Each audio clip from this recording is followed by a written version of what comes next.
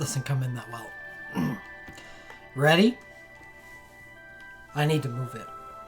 Let's do that. There we go. Maybe zoom out. Nah, I don't want to zoom out. It's annoying to put back where it's supposed to be. Yep, it's Taco Tuesday. Oh, Boston taco tonight.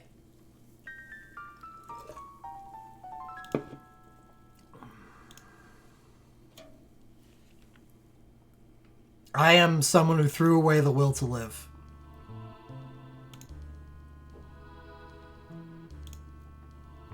So, what should the bet be tonight? We do have 4 minutes, so let's talk about this bet. It went up again. Great. Whatever, it's fine.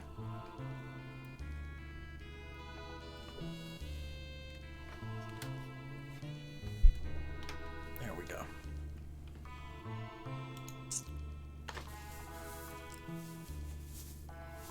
Yeah, it doesn't look quite right. But I am a taco. No, the bet hasn't started.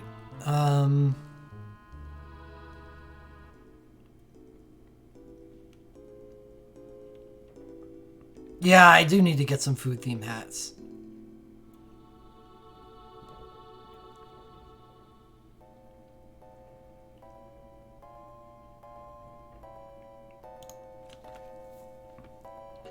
It's like all sauce. It's super red. It's like a ketchup taco. I am disgusting.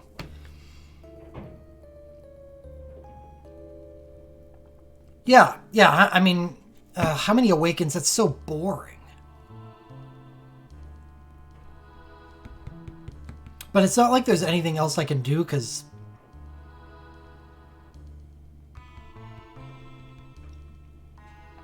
it'll turn into like a one or the other type of bet on non-dupes or wins. I wanna have some options, I guess. Maybe at least 3 options. So yeah, I guess how many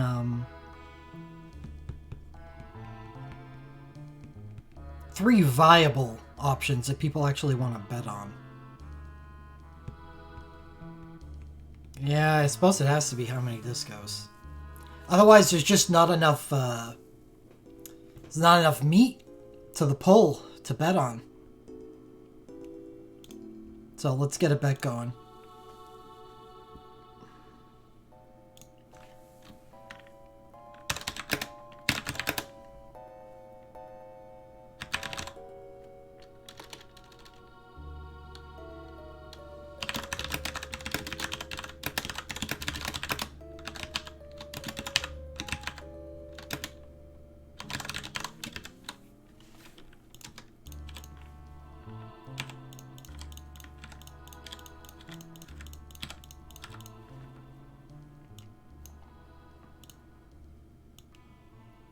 Bet's going to be open for 10 minutes. Actually, I'll keep it open for 15. Because there's no way I'm pulling within the first 15 minutes of this banner's released.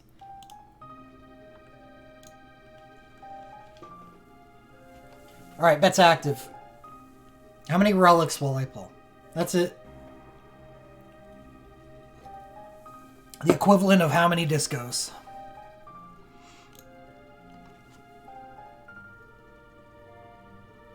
Do you bet with your head and bet 2? Or do you bet with your heart and bet 8? That's the question.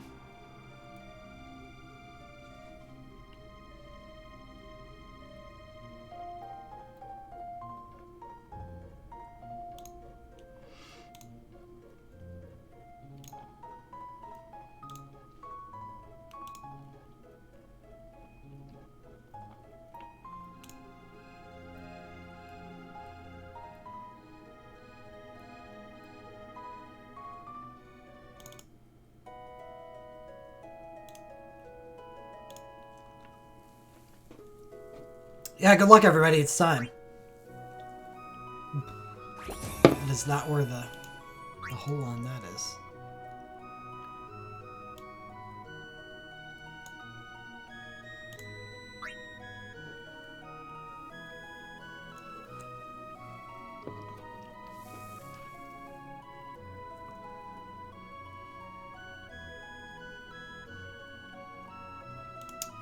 No, thank you.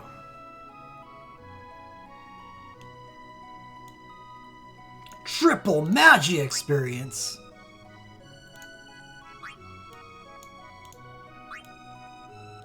It's the same as last festival. Yeah, and the gift dungeons and the cactuars.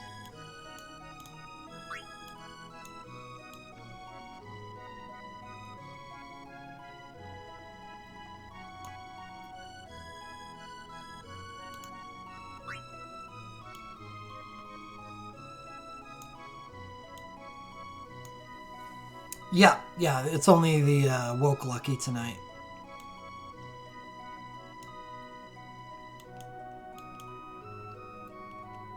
Nope, on the schedule that's tomorrow, Borat.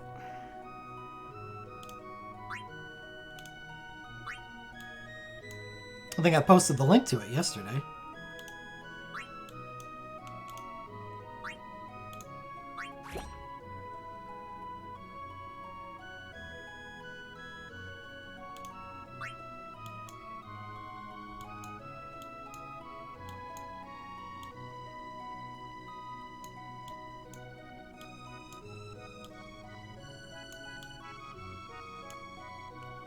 Pinello is a good one.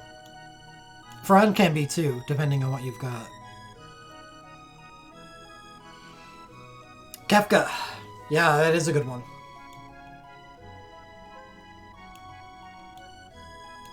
$111's fine. Oh, yeah, especially if it's a Mog. Congrats.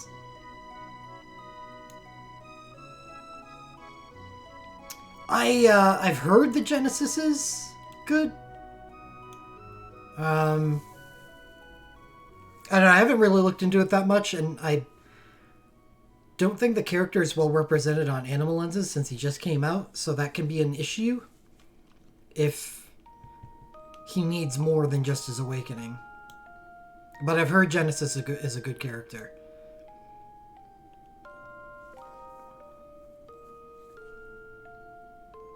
Just rip off the Band-Aid. Don't be anxious. It's not in your hands. Your fate is not in your hands. Because you gotta pull.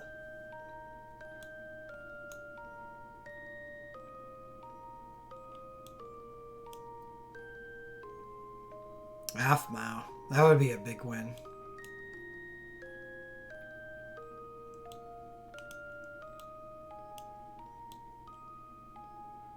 Okay. When I do it, you do it. Just know that it's going to be a little while from now. Like 6:15.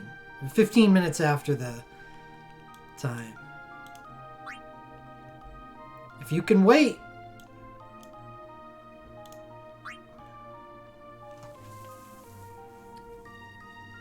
Eris's awakening is exactly the same as Aerith's. Except for the monk, but who cares?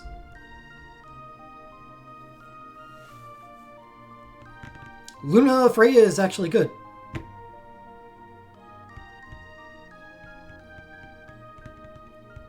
But again, kind of like Genesis, or I think you probably want her USB or some other way to, cast and get in water with her without just instead of just her awakening. But she's a recent character, so no Animal End stuff. So you gotta hope to get her things elsewhere. With just Awakening, she's gonna be good in anything but 6-star. Maya is a lot better. She has a good USB on Animal Lenses.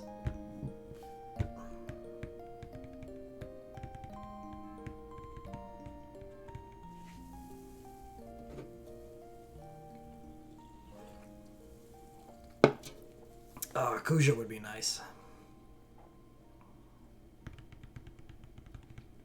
Especially if I get that chain of his next festival.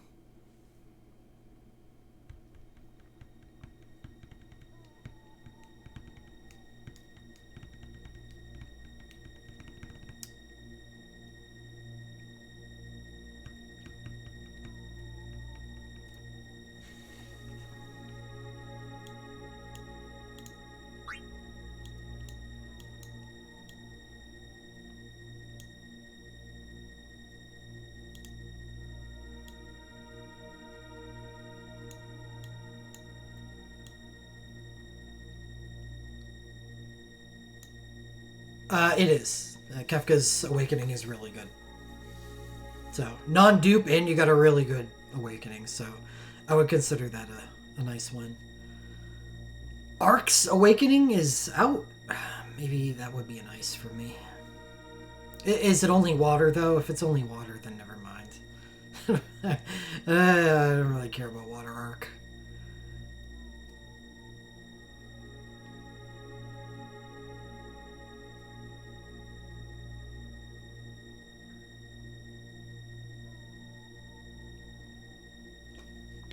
Oh, it's Holy and Water? Okay. Switch Draw is fine for Arc because he has other ways to end Holy. It's not like that's the character's only way to end Holy. And he's got a really good one. Arc's USB 1 is a fantastic DPS Soul Break. Congrats on Arc. I guess Raijin's probably pretty good now too since he has a 6-star Lightning Monk ability to use. Yeah, it's kind of meh.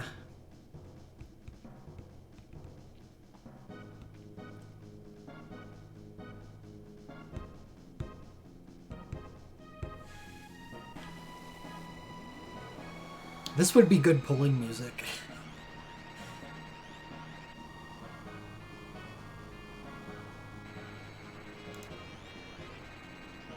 What Chrono Trigger track should I use as pulling music tonight?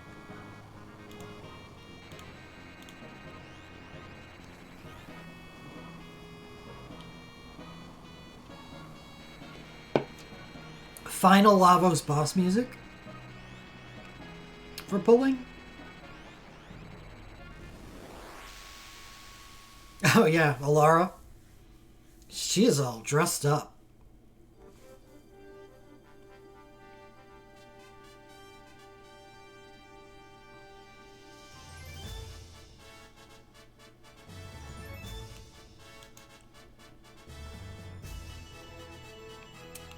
Is that World Revolution or Last Battle?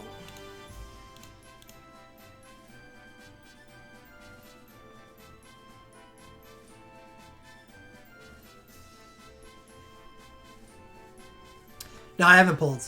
Gonna give it another 7 minutes. There is a bet active, though.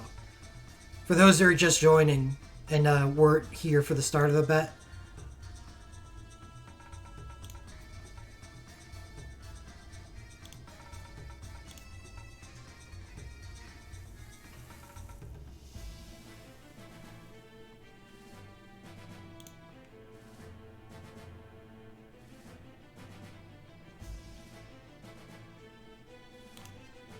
It's got 5 minutes left on it.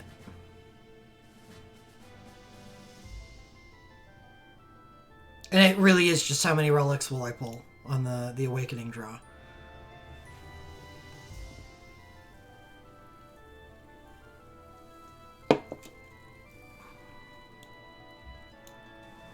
Yeah, a lot of shit going down tomorrow. Even if I don't intend on pulling on... Jesus.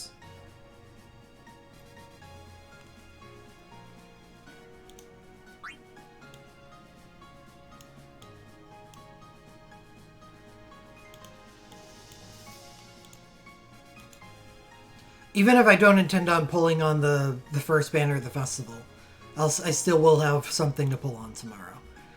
Reigns have Imperil Dark? I don't think so. Yes, Imperil Holy, but not Imperil Dark.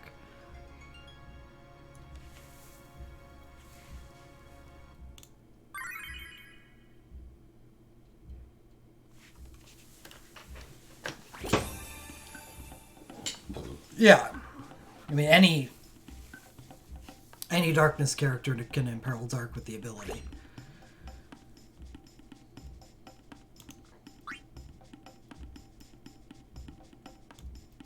Oh, did he have a bad draw, Hugh?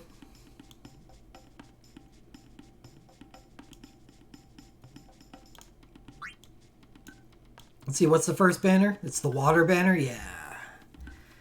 Nope. Very unlikely that I'll be pulling on that. Oof, yeah, that's bad. Well, I don't know. Malik is pretty strong in the Torment, which means he might be pretty strong in the Phantasm. It's still bad.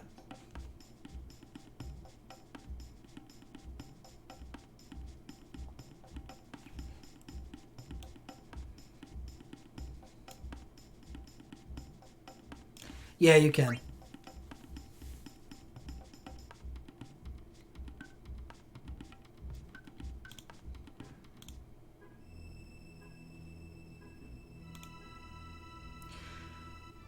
Is thought on Echo Awakening? Well, I gotta know what it does.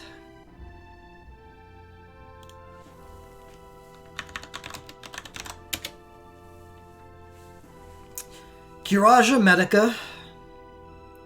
Oh no, that's her second awakening. 15 single attacks. Holium Wind restores HP. Kiraga. Level the allies. Attach winds.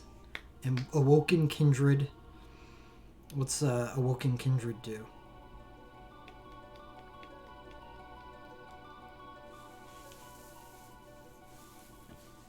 A 45 Medica.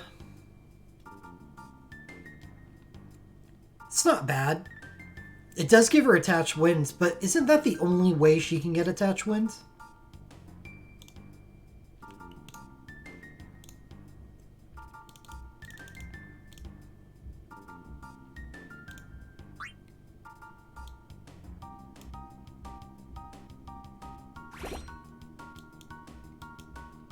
At least Yuna. Yeah, Wind Yuna has nothing.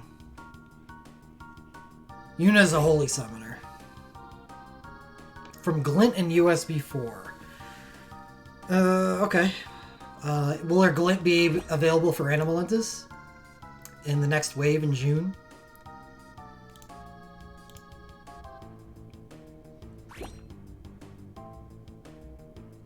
Oh, Glint Plus. So, you need to draw some shit. Otherwise, she's probably not that good. Could be good for Phantasm. Like, you know, having an HP 45 Medica go off every turn ain't so bad. But she is really the only viable Realm Healer. And it's possible that a 45 Medica is not going to be good enough.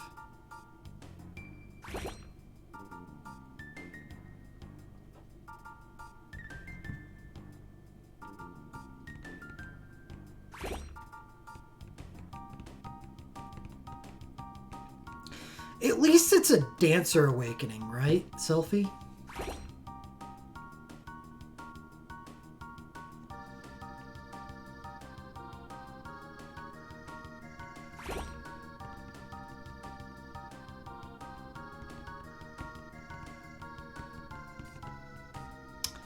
Alright, the bet is done.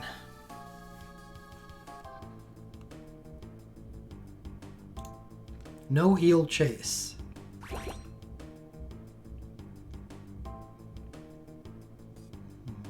Does she dual cast dance?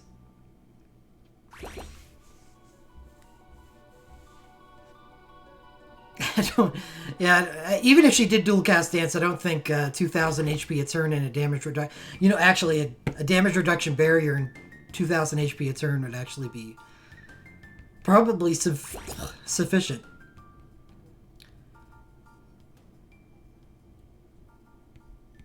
Especially if you had a healing boon.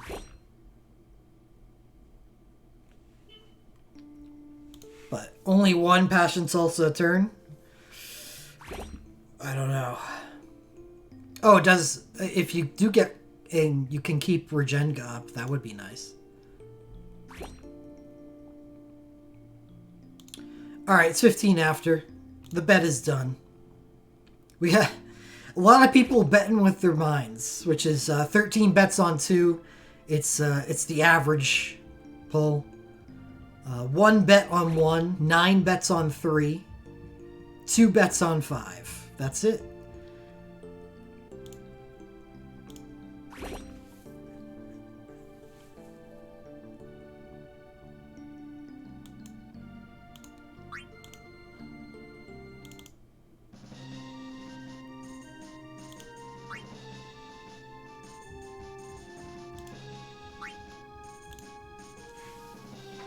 This is our pull music.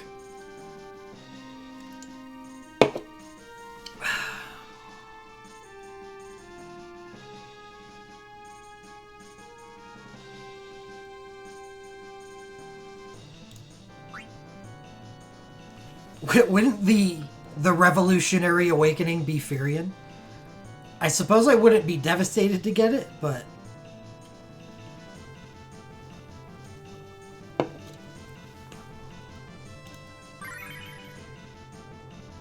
Actually, I think I would like it a lot, now that I think about it. Alright, let's go.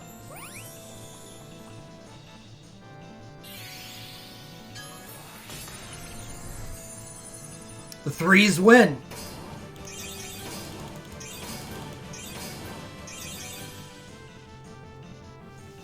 Alright, definitely slow rolling this one. You win. You win. I might not win. But with 3 awakenings, it's gotta be. Just please don't give me Hugh Jeffner's ball. Sorry, Hugh. Well, that's dupe 1, Vincent. That's not a dupe. I don't think that's a dupe either. Is that Orlando? Yeah. What's this Genji blade? Is that Sephiroth? Come on! No! No, you ruined everything! I don't know what to do now! Oh no! My plans! Send it back! Yeah, it looks like a Shantoto awakening time.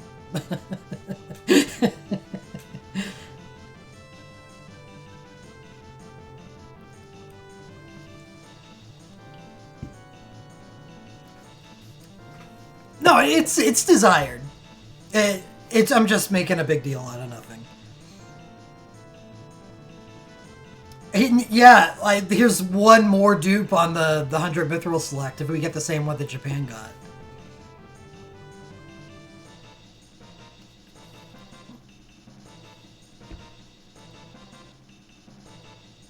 So Sephiroth is good because I do want Shantoto's stuff. But well, I guess, yeah, no, this is an awesome pull. Especially for Sephiroth.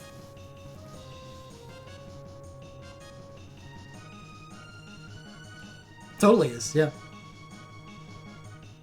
It's just a funky pull, that's all. Yeah, I know Sephiroth doesn't require his arcane, but I really would have liked it. So I'm gonna have to get it somewhere else somehow. Yeah, it would have been better to get Shantoto, because I don't really care about Shantoto's arcane.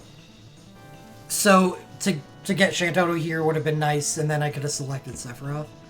But, you know, doesn't work out like that.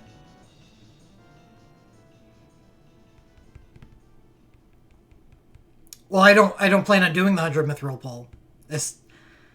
If it stays the same for us as it was for Japan, then I guess, I don't think I can do it at all anymore. 100 Mithril for a single awakening is...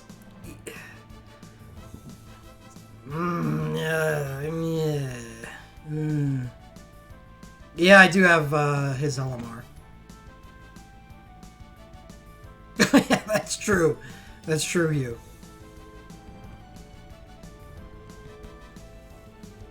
And it's darkness too, right? So it works perfectly on my current team. What's the Shantoto pick for? The triple pick. Like, you get an Arcane, Awakening, and LMR 1 for a character. It was going to be Sephiroth. Now I can't take Sephiroth anymore.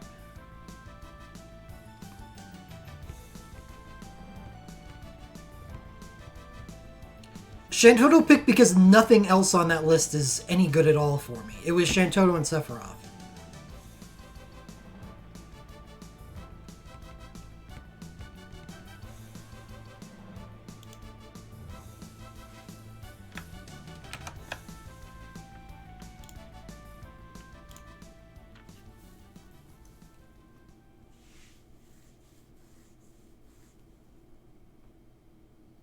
Because... You think so? For Justice Awakening? For content that I've already beat? And Cloud has other ways to be good other than using his Awakening?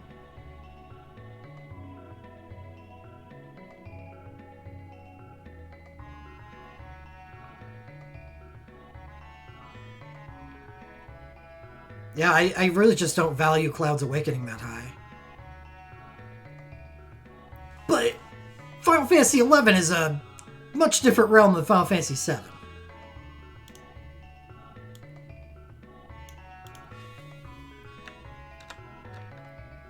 I now have 4 Awakenings. I think 3 or 4 Awakenings in Final Fantasy VII.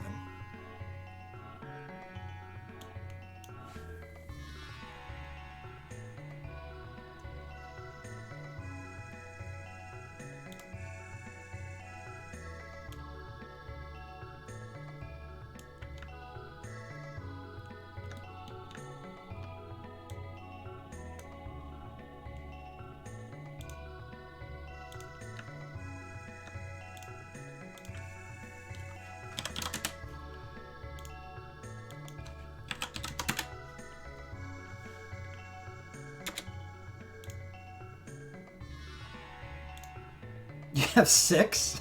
Jesus. I do have 4 Awakenings if I include Aerith. Vincent, Sephiroth, Tifa, Aerith. Thanks, Strider.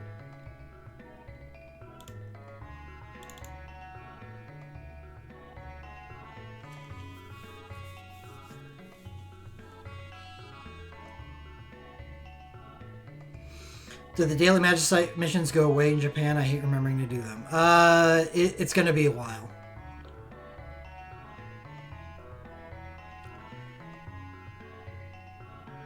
Well, you do now, Couponia. Congratulations. That's an awesome pull.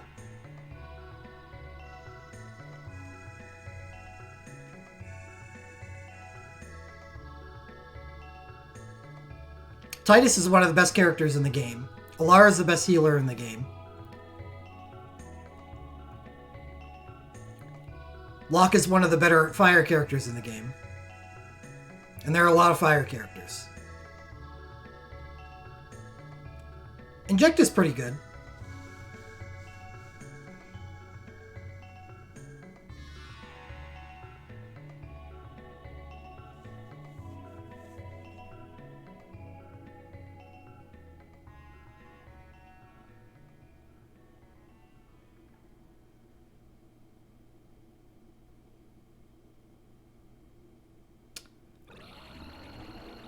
Fifth anniversary.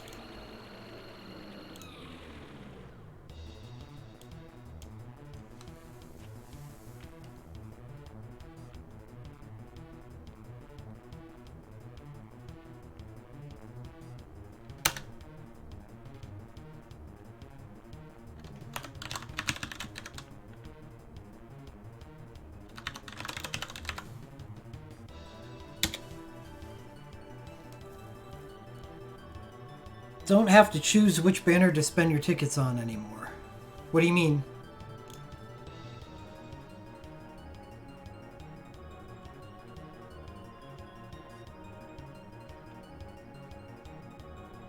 The Cactuars? Yeah, I remember someone brought that up.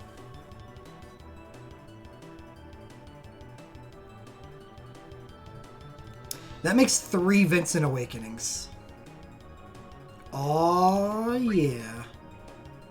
We got ourselves a bitchin' magic gun.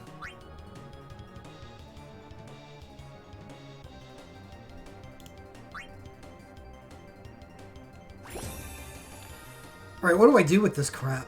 Sephiroth.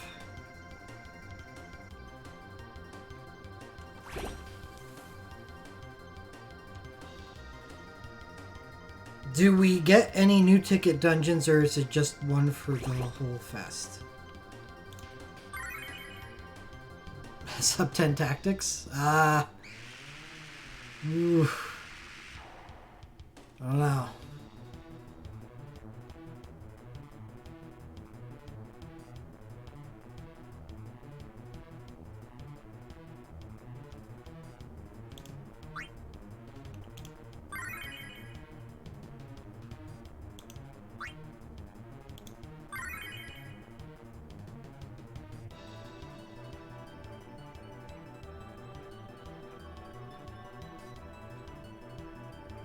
I mean, I'm gonna try the fight, but yeah, I didn't... Sub 10 didn't seem really that possible. Because my best time in tactics is actually pretty high, so I wouldn't mind shaving off a few seconds from it. And I'm guessing this is the only dungeon that we get for the entire festival.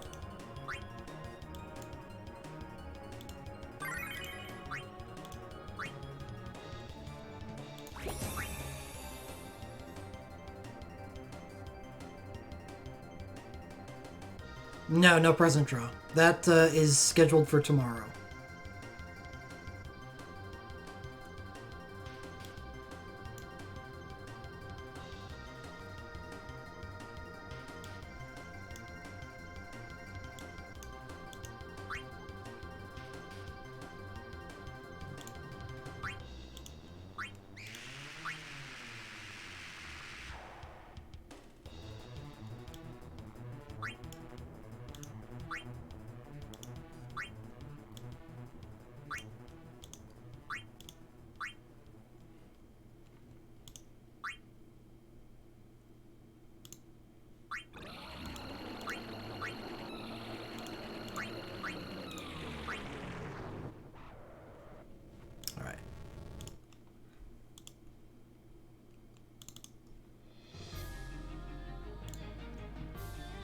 No banner info. I was really hoping it was today. Looks like we're gonna have to wait till tomorrow. You know when they put the thing on the relic draw.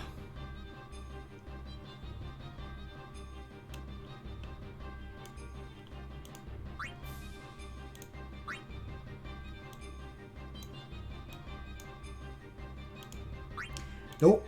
Wrong button.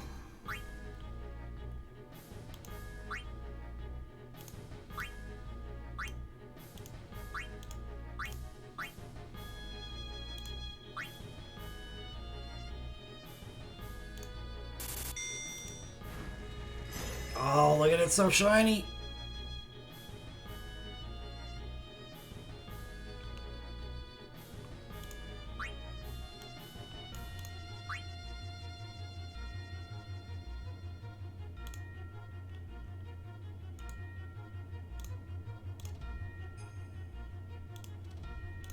So everyone bet on 3 has been rewarded. We got Ricky, Adam, Will, Rainmaker, Justin, Jose, Wander, Shad, and Pablo.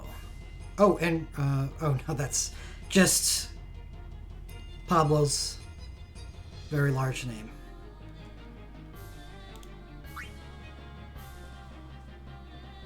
Good luck catching up to Solus.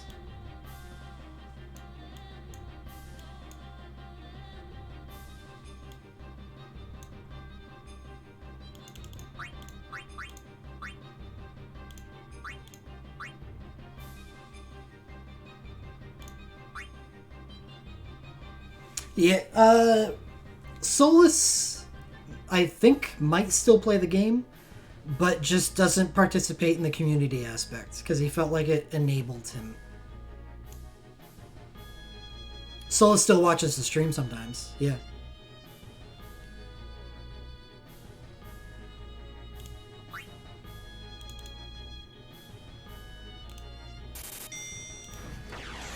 Major augment!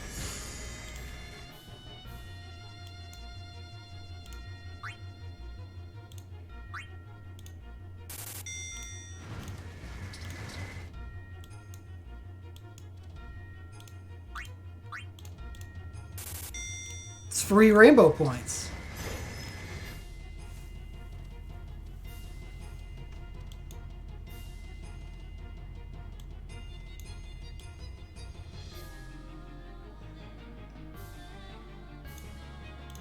I am the best weapon upgrader.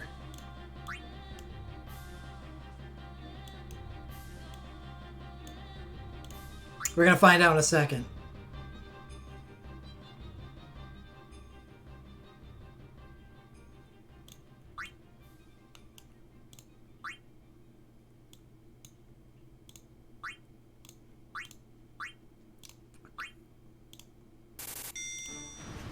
Perfect.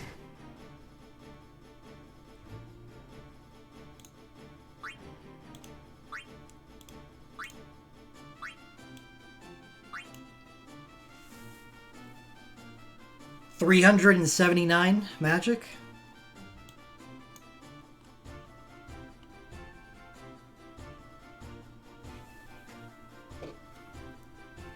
$327 attack. That's kind of neat.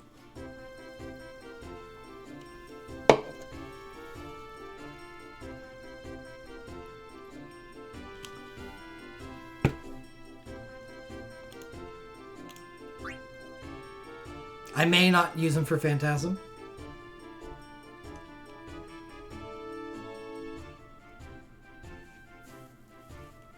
But that's a shiny gun. Don't shred out my dreams.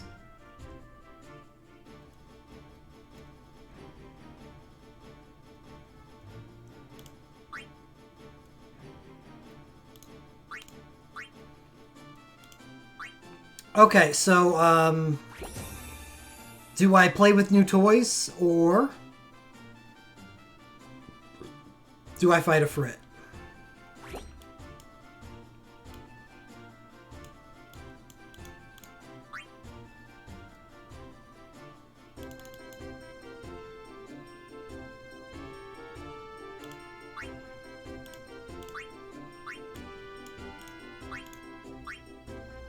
This is a really crazy day, though. I just got something for Orlando.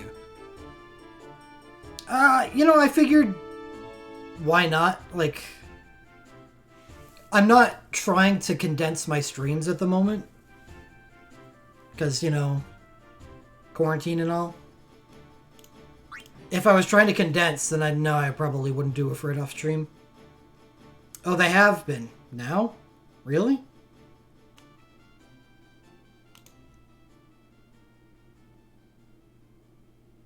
Where at?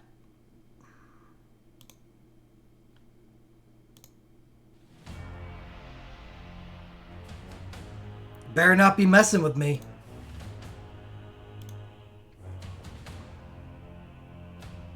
If you're only talking about the actual banner images, I'm gonna slap you. Virtually.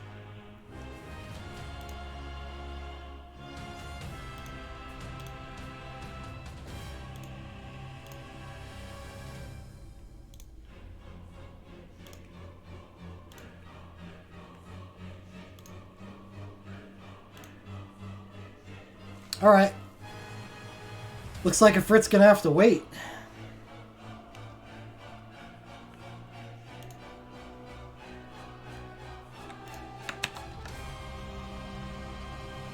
Because we are doing a banner analysis stream.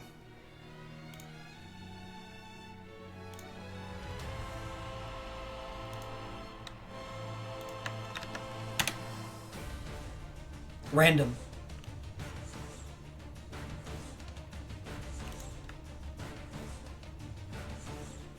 It is pretty good though, right? This is the Ifrit song from 15. Also the best song on the soundtrack.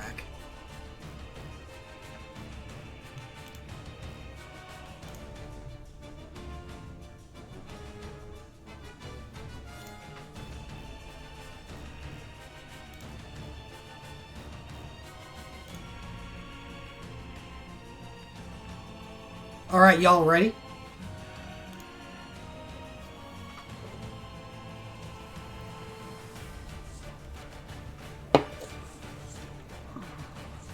I'm not ready.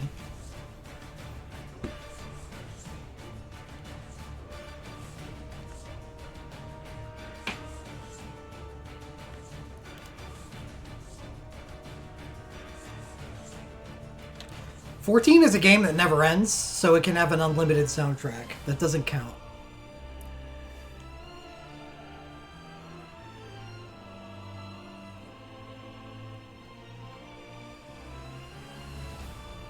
Exactly, Sean.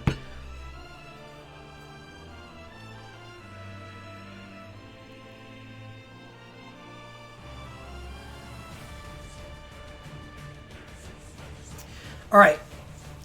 Banner 1, we've got So I don't know what the Japanese banners looked like, and I don't really care. Okay? So I'm just going to analyze these as though these are it. If there were changes or weren't changes is of no concern to me. So it looks like we've got Onion Knight Sync, Riku Sync. Noel Quistis. Nice, Quistis. Noel Quistis and Pain Awakenings. What is this?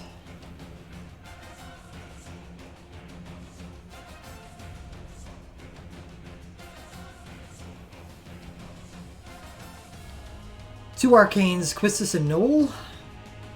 The Pain Chain.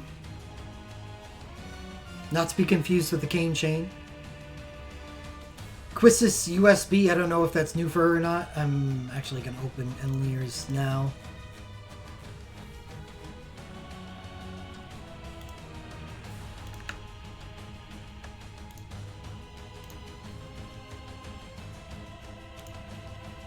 It's probably new because Quistis hasn't received anything new in a long time. I hate how the glint icon for 5-star and 6-star are the same exact ones so I can't tell from this, but obviously all three of these are glint plus. Onion Knight Noel Quistis. I'm glad they don't tell us who these legend materials belong to.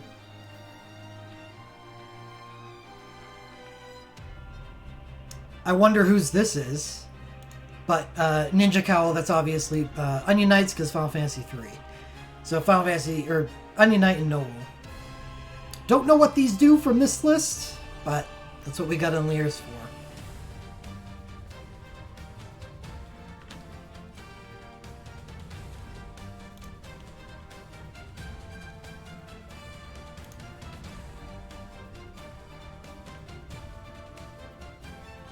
This is official, yes.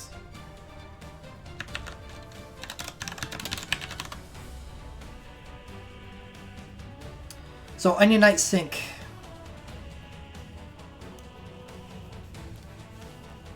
Grants High Quick Cast 1. Attach Water 3. Attach Water Stacking. Synchro Mode. And Water High Quick Cycle. Okay. What's his Synchro Mode?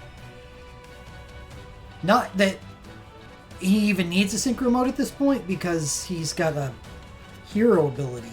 It's pretty damn good. But, I mean, the better the Synchro mode is, the less likely you would be to buy his hero ability, but Onion Knight's hero ability is really good. It's one of the better ones. They're exactly the same. That would help if I could just...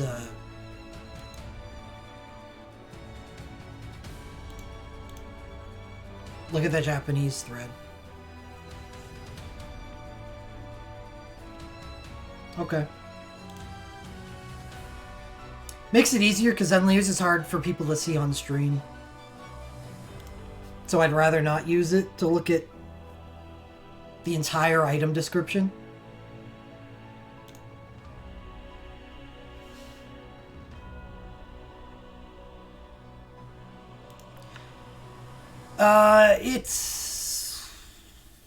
I don't think it's ever happened for us to get an exact replica of the festival.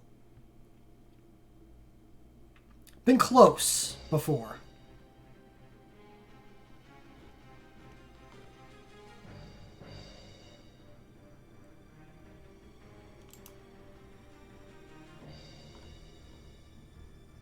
There we go.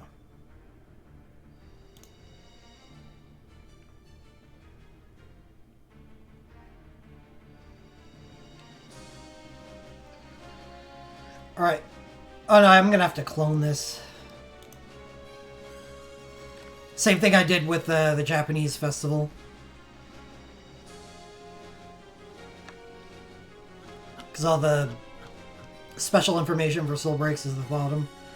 Onion Knight Synchro get a 6-time water non-elemental command. Alright, well, if you just plan on using Onion Knight as a water mage, then there's no need to use his hero ability. Defend command is 1 overflow and water damage plus 30%. And it's high quick cycle. Very basic. But still powerful. Like, yeah.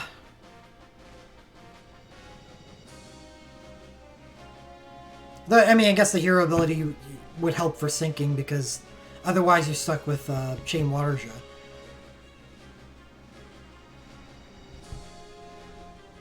It's like Rem Awaken.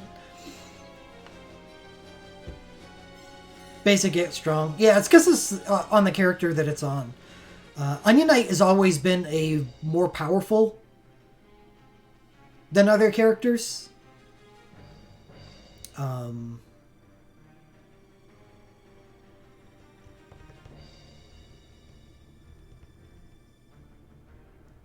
But he fell off because he never had access to, you know, an element.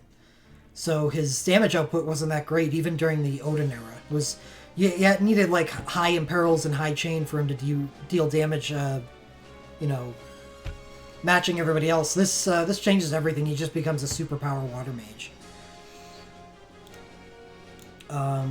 So big ass water mage. Next, Riku Sync, 15 and water synchro mode. Okay, there's +2 items. Okay, there's something neat going on here. Let's go see it. Which is, I like this already for flavor purposes because that's what Riku was all about in Final Fantasy X. Alright, first command, quick, I'm guessing half cast time, single target water, okay. Self plus item, so not just 6 half cast time, but also plus item. Defend command, here's the interesting part. Oh, this is Ignis territory, isn't it?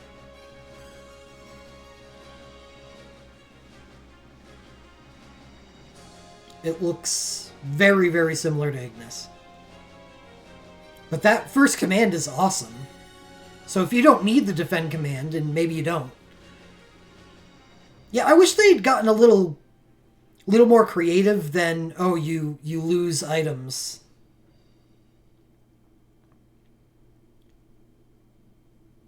It doesn't matter because the first command is just fine.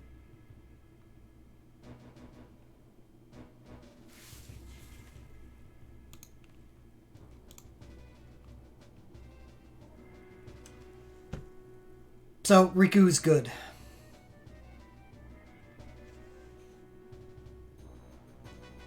Anyway, the three things that it can do is... It's water damage to team. Party crit damage 50%. I guess the first item's not that bad. Is that the same as Ignis? Because... You know, using it for the first time for crit damage 50% is pretty good. If you're using Tyro's Awakening or USB 4.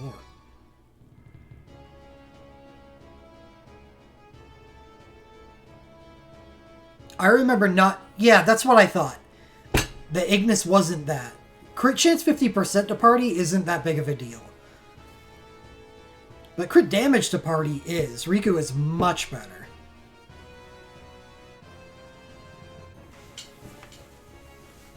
And if you aren't using Tyro, and there's probably not that many people out there who aren't using Tyro, but you could use the second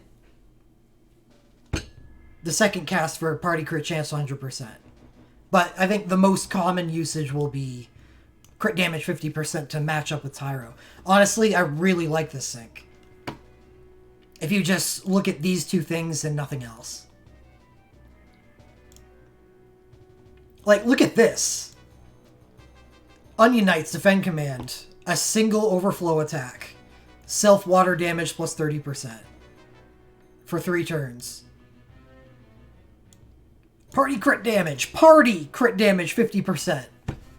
That's, I believe, a 25-second buff.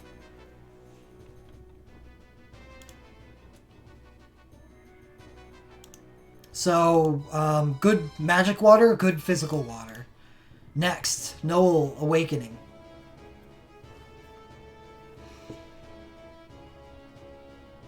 Pure water. Is this his second awakening?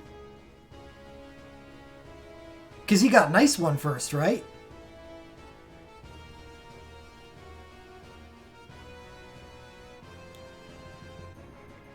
So, Noel, Second Awakening. It's just an awakening. Let's go take a look at what it does.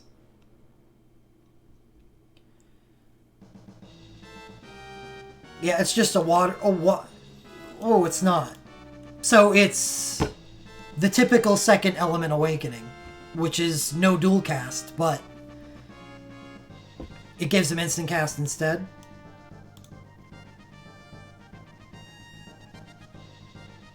Three different chase types. Well, two different chase types, but three different schools. Sharpshooter and Thief is self-water damage 10%. This is after every attack, he gets 10%.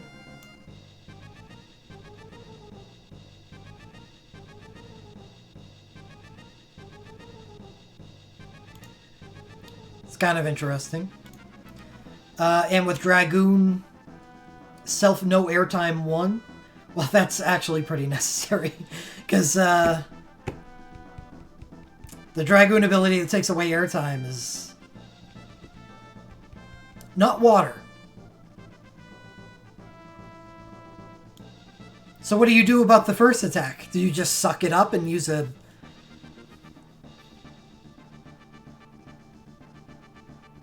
dead turn? It's only 2 hits, but it's every single turn, and it gives him no airtime. And Dragoon damage plus 30%. This happens every turn. It's not really here for the chase. And short airtime? Okay, that's not so bad then. But yeah, the first attack will be slow.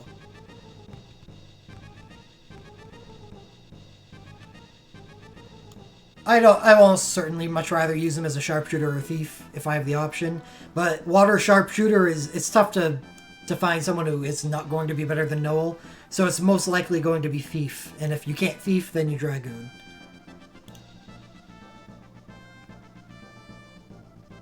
Yeah, it is weak.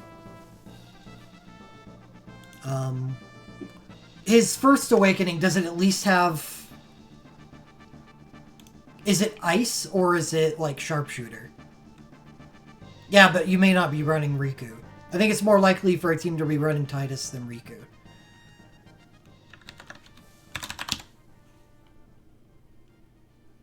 So his first awakening is it's Awoken Ice. So really, this is the only awakening. Yeah, you could use the Trinity ability.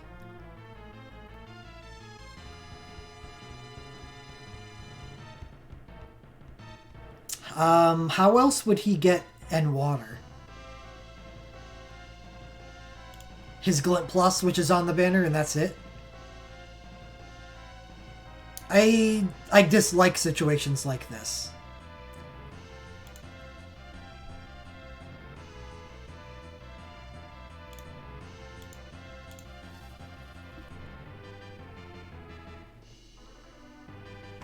One, switch draws are by nature worse than a character being just naturally good at an element. 2, the relic is only available on this banner, and that's it.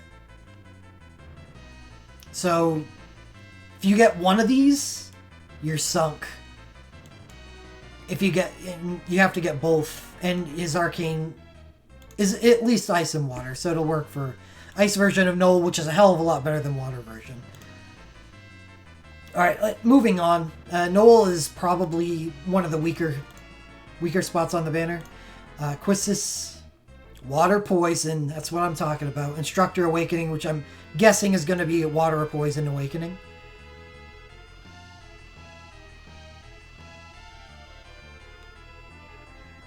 Don't like the switch draw.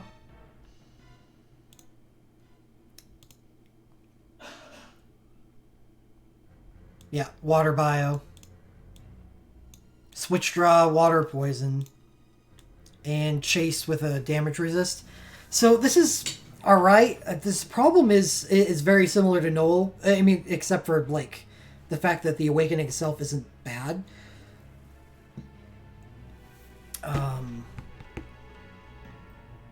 This is basically a poison awaken. if you don't get the Quistis things on the banner. Oh, even Quistis' Ultra on the banner doesn't give M water. So, yeah, it's Quistis Glint Plus, or this is her only form of M water. Now, Quistis has a poison character, because her BSB gives her N poison. That is readily available and spammable. Yeah, it has Switch Draw, but like I said, it'd be her only form of M water. Ultra has Switch Draw? Oh, I must have missed that. Oops. Yeah, I did. Alright, that's a little better. So there's 3 ways on the banner to get her N water.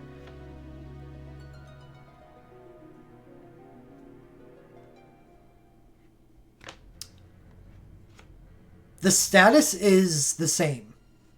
So, just like any other status with identical IDs, it would overwrite itself. So you would only get one. You would want to expend your first switch draw and then cast another and then expend it afterwards.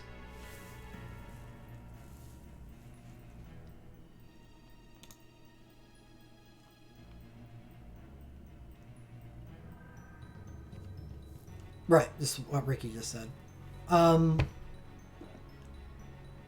Okay, that's better.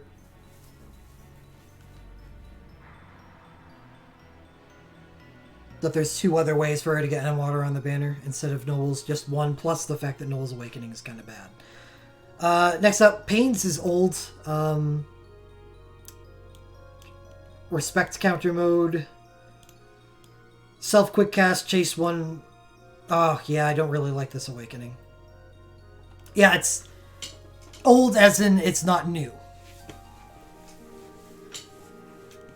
Yeah, it's not good.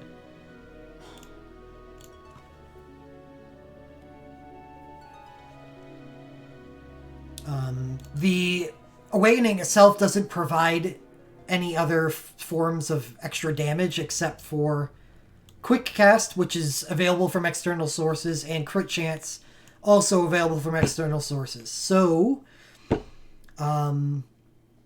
it's more of a Torment and Phantasm thing, because on a full, like, 6-star team, these things should be available from other places, which means that they're overriding each other.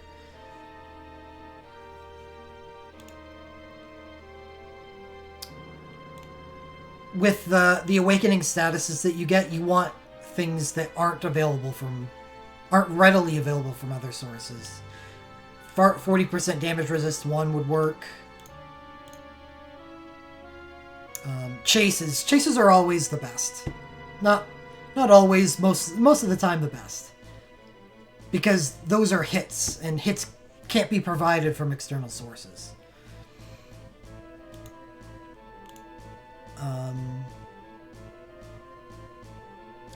Quistis Arcane, sure. Noel Arcane, good. Pain Chain, good for people that don't have Water Chain.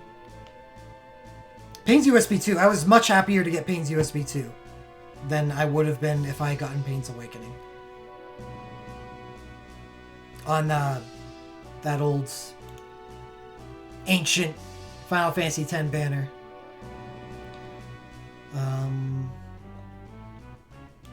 So Quistis' Ultra is not bad if you plan on using Quistis, and I don't think you would. You probably wouldn't want to use Quistis with just this. But definitely an awesome thing to have if you have her Awakening though. Oh yeah, you're right. I forget that Pain got a second USB. All right, moving on to the Glint Pluses. Onion Knight, yeah, stacking. Sure. Noel Switch Draw, High Quick Cast 1, sure. And Quistis is not Switch Draw, but that's okay. It's honestly better that it's not. But it's M water stacking. And Onion Knight start battle with M water. Onion Knight has a lot of good Legend Materials.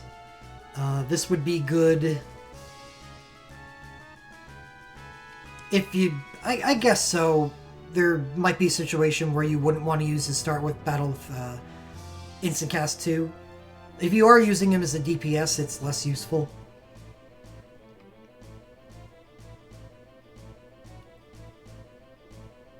And it does lose effectiveness very early on in the fight. So, it would be better than that if you're not, like, casting RW Wall to start or using one of his, you know, support USBs or something. Noel start battle with on water. Well, that's a way you can get on water.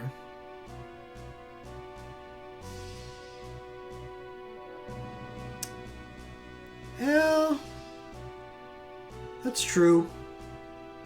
Yeah, dual casts made things a little rocky sometimes during Phase 2 for me with Tidus.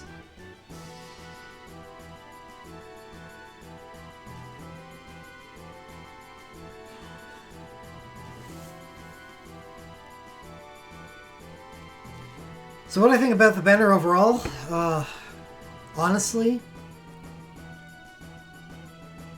no, I won't be pulling on this banner. I don't really care for this banner. It's really top heavy. Onion Knight and Riku syncs are both really good. But none of the Awakenings really speak to me.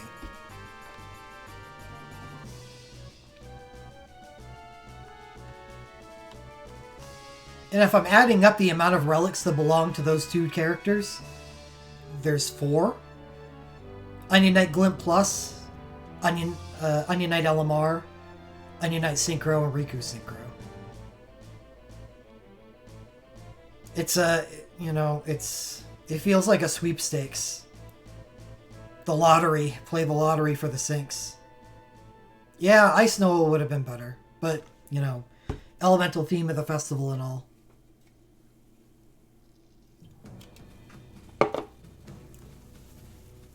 But, I mean, because it's elemental, what are people's other choices for water?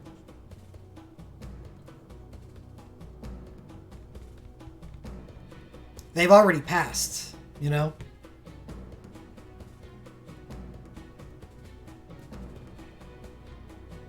The Final Fantasy X banner, the Water Black Chocobo banner.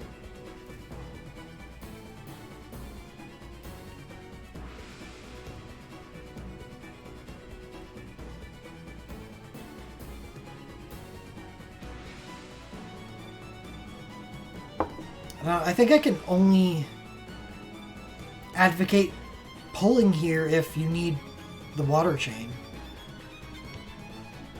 Or yeah, if you've got no other choice. Let's take a look at the event list.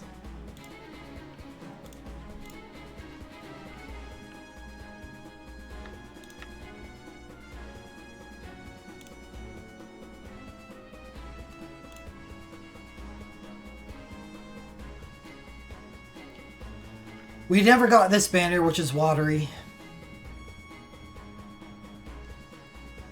You got Water Dragoon Ward. Good luck.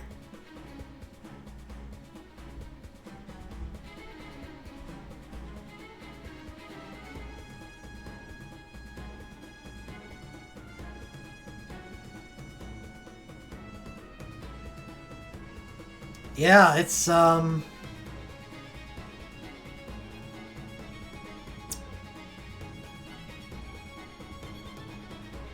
it's not looking good.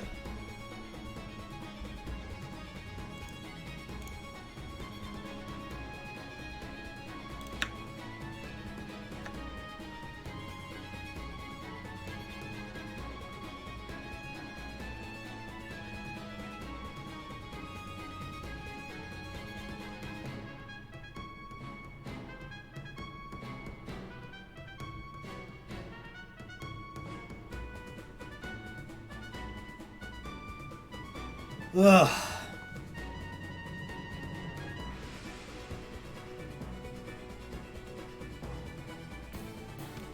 Yeah, so this is your last chance to get water for what seems like forever.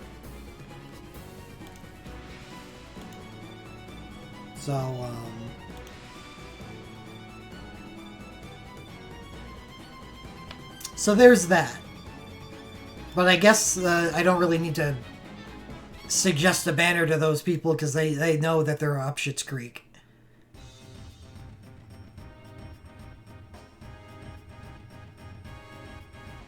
There are 2 very powerful synchros on the banner. At least there's that, so you do have a pretty decent chance if you toss 250 mithril at it. Yeah, there's the elemental tickets, and those are pretty important. Water is the best pool in elemental tickets. So, I don't know, maybe it just say spend on tickets or wait till the Final Fantasy X ticket banner. After that gets refreshed. If you don't want to take the risk here.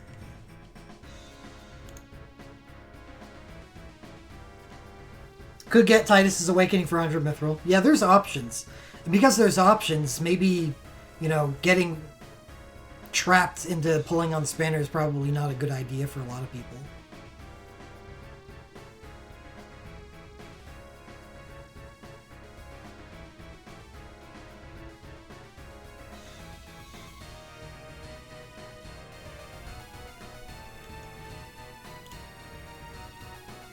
Okay, so that's banner 1. How's everybody else feel about it? Water is the best pool.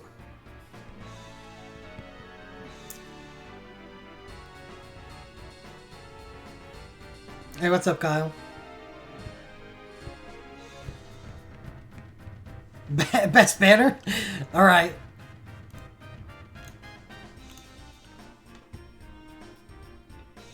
For weird flex. I can get behind that, though.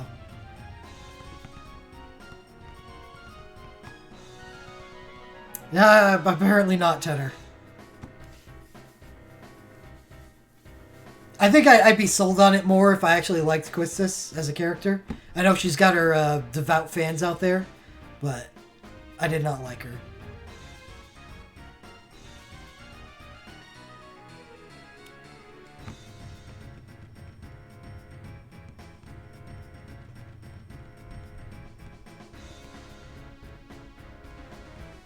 Really? Really? Hell yeah. I'm gonna spend my whole stash on a Poison Elemental pickup banner.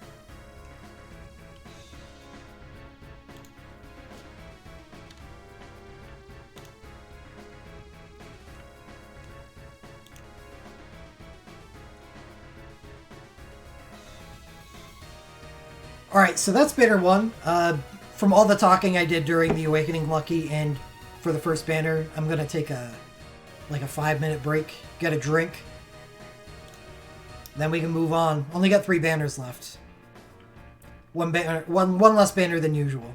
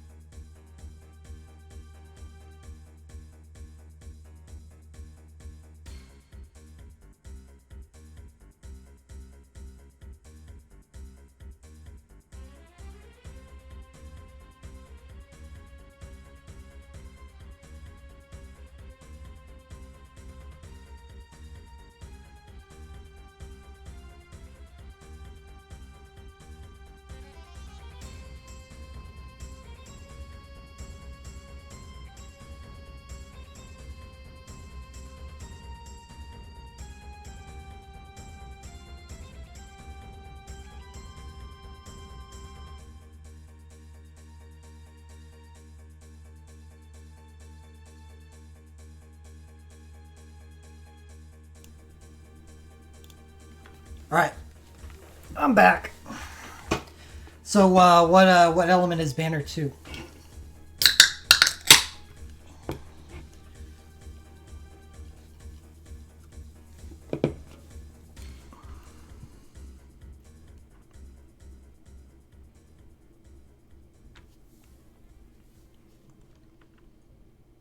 Coins?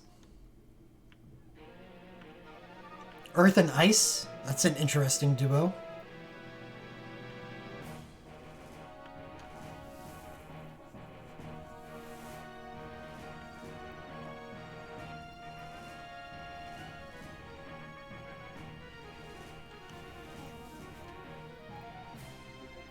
Yeah, it's Rinoa elements, but no Rinoa.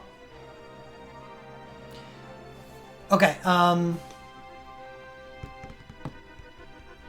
one sync, but 4 awakenings. One of the awakenings is Yuffie. Oh, these awakenings are much better than 3 awakenings on the first banner. But let's start with Iridia's sync.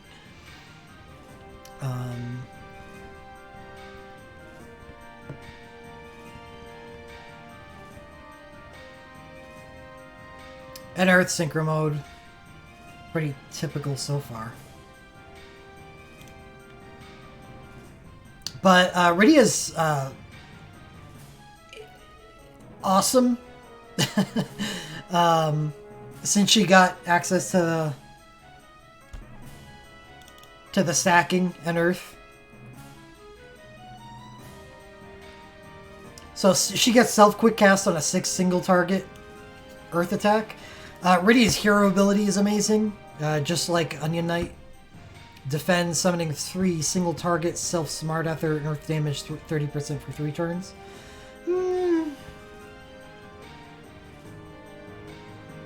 I mean, whatever.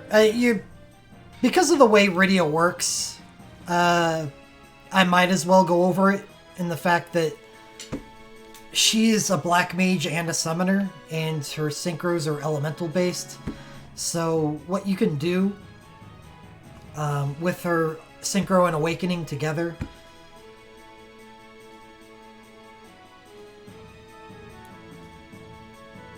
is basically turn her into a triple caster. So what happens when you use an awakening and a synchro together is it delinks stuff that gets turned into, infinite uses. So anything under the purview of the awakening. Well, Iridia's synchro, or Iridia's awakening, is summoning. So it would remove all summoning abilities from the synchro. And it would dual cast the synchro command instead.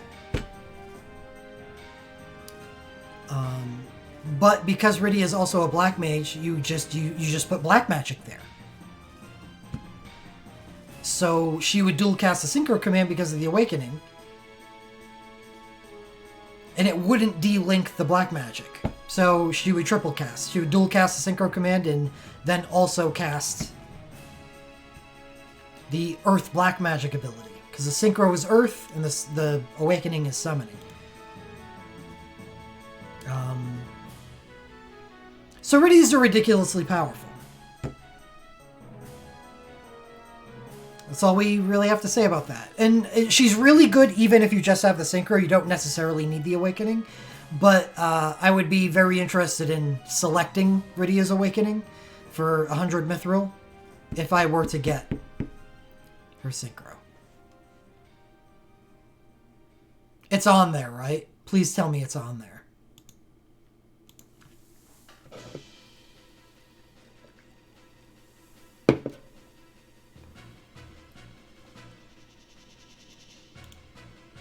I mean, he's been on there for a while. The banner's not even out yet.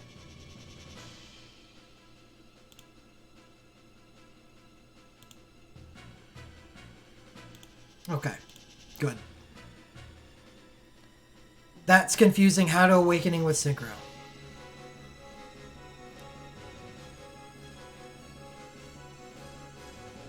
Yeah, I mean the 100 mithril select.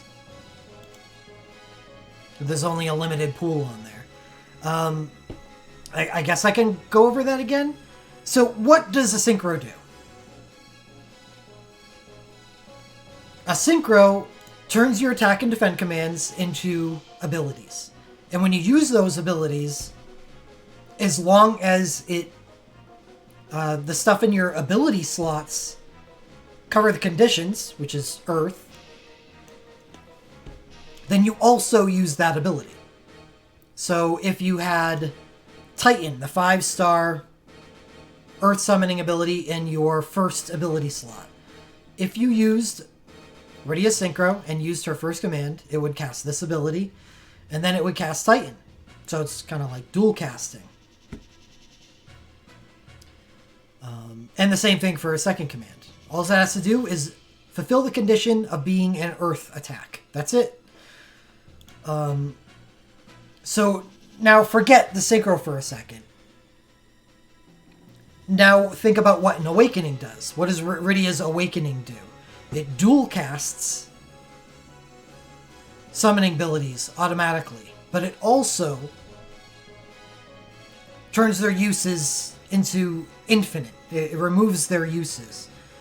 Now, the interaction that has with Synchros is that anything that doesn't have any uses, which is infinite use abilities, cannot be synced. So on a normal character, what would happen is you would dual cast the summon ability, the command, but nothing else would happen because the abilities in your slots would be invalid since they're infinite uses because of the Awakening. That's what normally happens with an Awakening. Awakening and Synchro. It delinks them. But because Rydia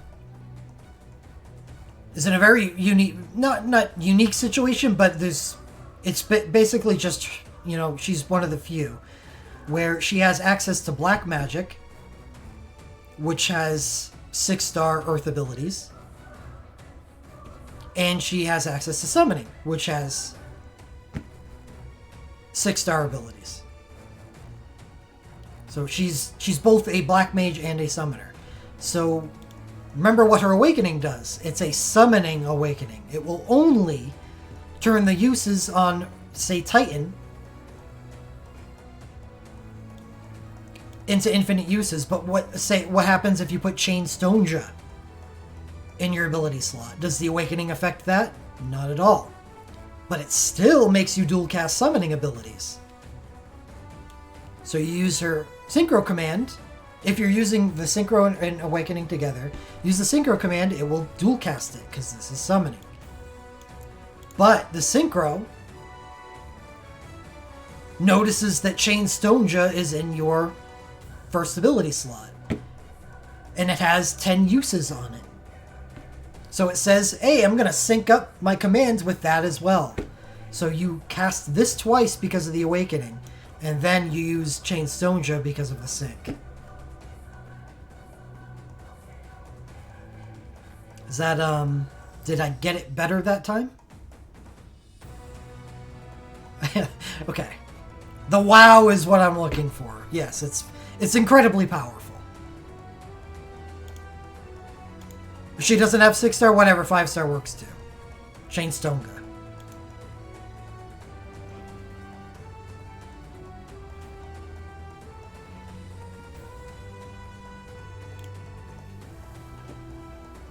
No, you automatically have 6-star black if you have 5-star. What the? Yeah. CSDX got it.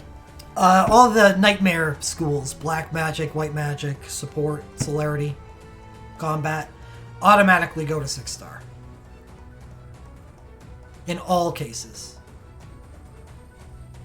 Spellblade is not one of the Nightmares.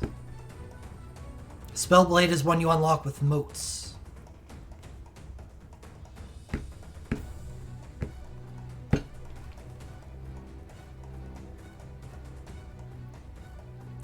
It's probably a good idea, Wander.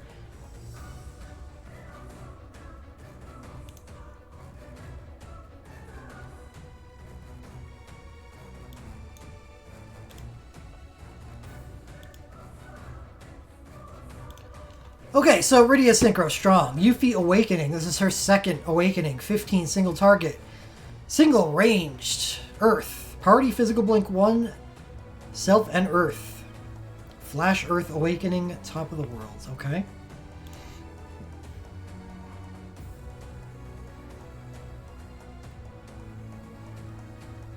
Instant Earth.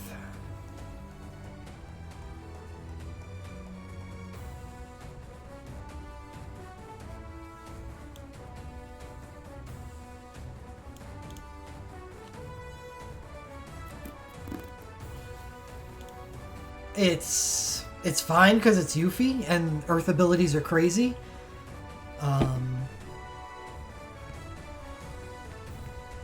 Now you would clearly want to combo this with her first awakening, which is a ninja awakening. It's not elemental based, so you would use her first awakening and then use her second.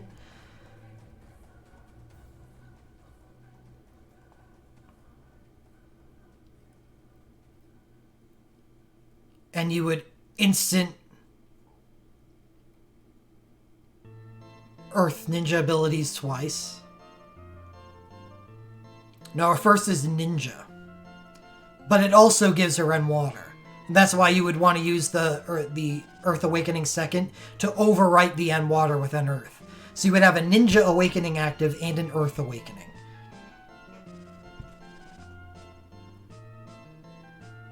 It is a waste.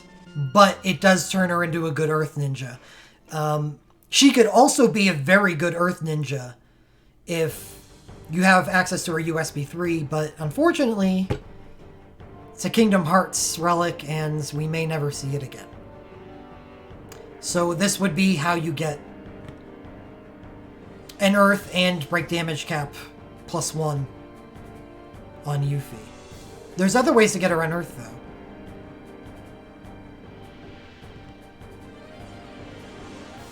Oh, that Chases also has Earth on it? That's awesome. Yeah. Her two awakenings definitely were meant to be used together.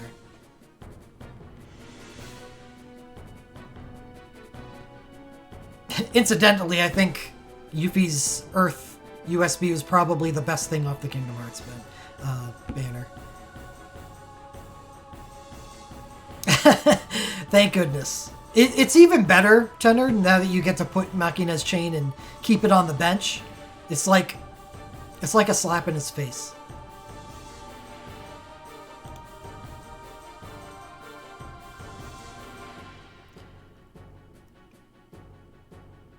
So that's Yuffie's Awakening.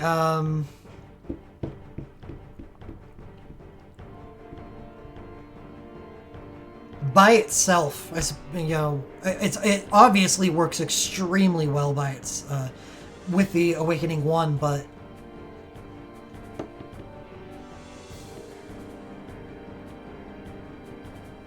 what about by itself? I suppose. I mean, instant casting Earth abilities on Yuffie, it's fine. She does have dual cast already. And chasing 3 Earth with Imperial Earth is pretty good, even if the Earth damage never amounts to anything. It's fine. It's fine by itself. It goes crazy if you've got her Awakening 1. And is there any other... Yuffie gets an Earth Arcane, but it's only 3 hits. At least she does get a Switch Draw mode. Glint. And this is another way to get her in Earth.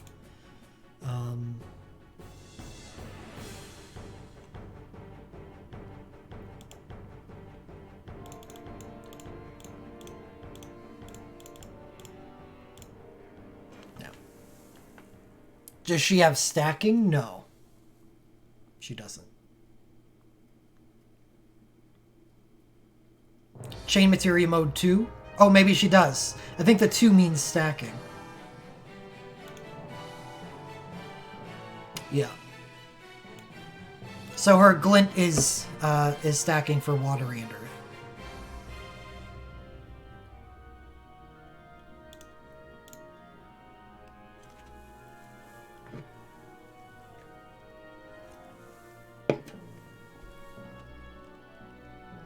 Okay, next up, Vivi's second awakening?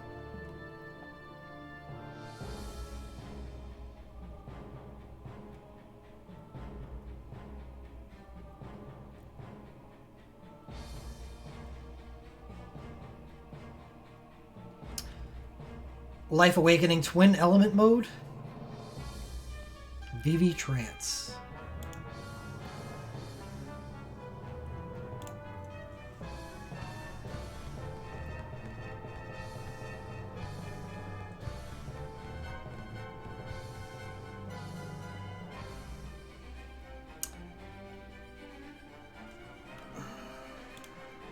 Okay, so it's a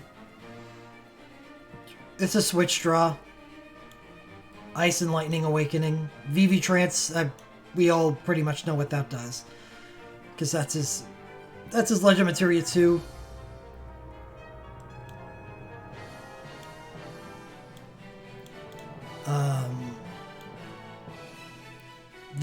His Glint is the only other way he can get Enlightening or an Ice.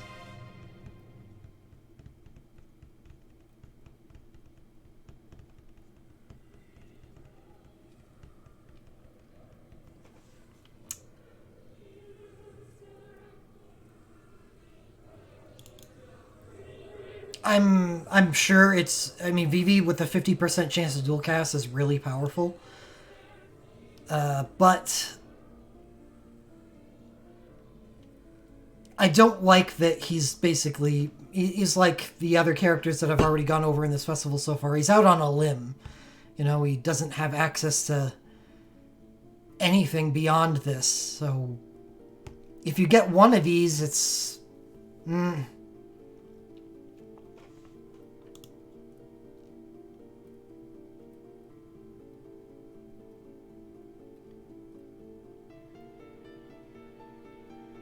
So I'm not really a big fan of Ice and Lightning Vivi. Adia's Awakening. Oh, thank goodness we have real N element, not a friggin' switch draw.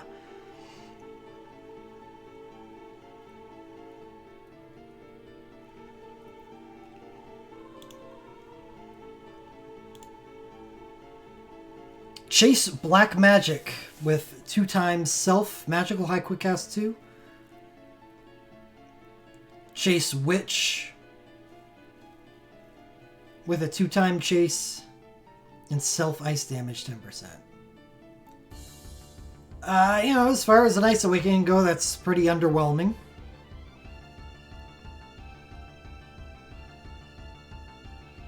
No, doesn't Ace give a party buff?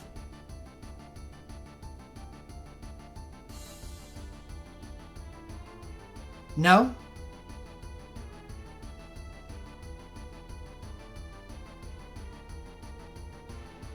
I thought that's the one I went over first, Ryan.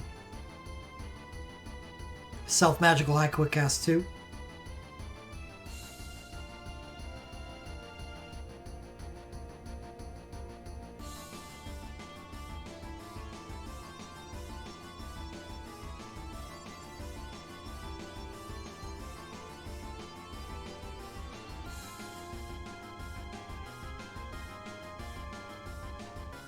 Right.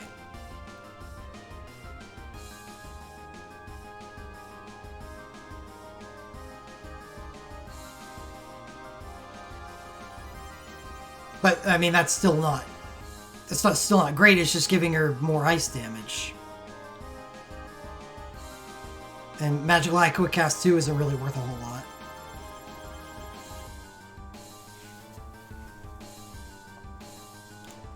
Yeah, it's not that great. Let's go to Tella. Tella's Awakening, 15 single target Earth and Earth Awakening, Earth Release Mode.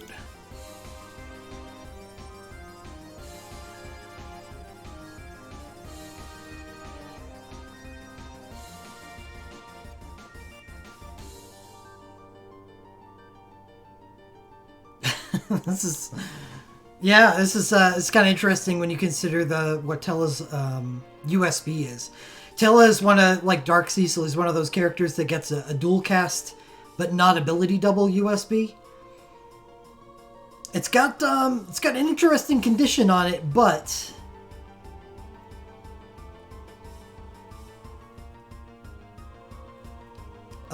if it means triple casting, it probably turns him into a god, basically.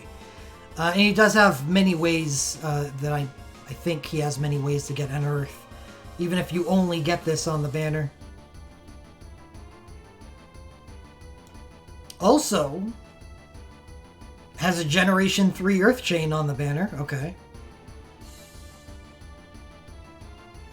He does die after his USB. So you don't want to be spamming his USB. In fact, if you cast his USB twice, he will instantly die. Because it removes the first status, and then...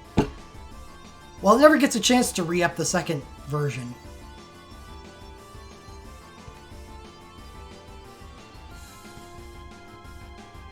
Because he's dead.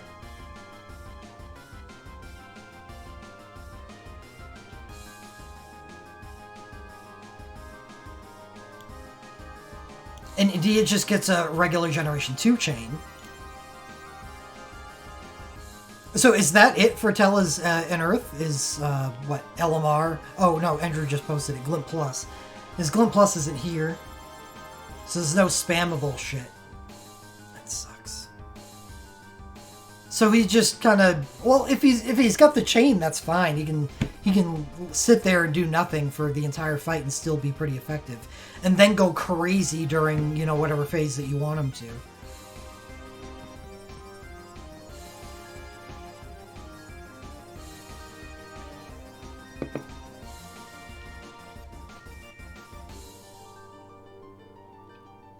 Well, that's not true, Andrew. No spammable Unearth. But he actually has a very spammable Super Soul Break. One of the best Super Soul Breaks in the game.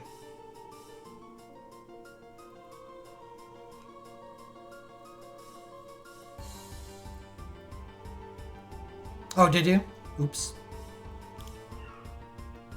Yeah, it's instant cast 1 to party.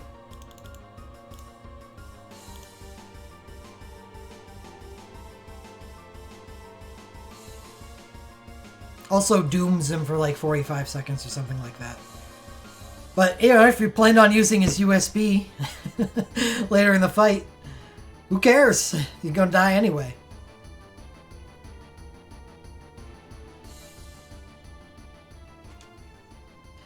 This is kind of a...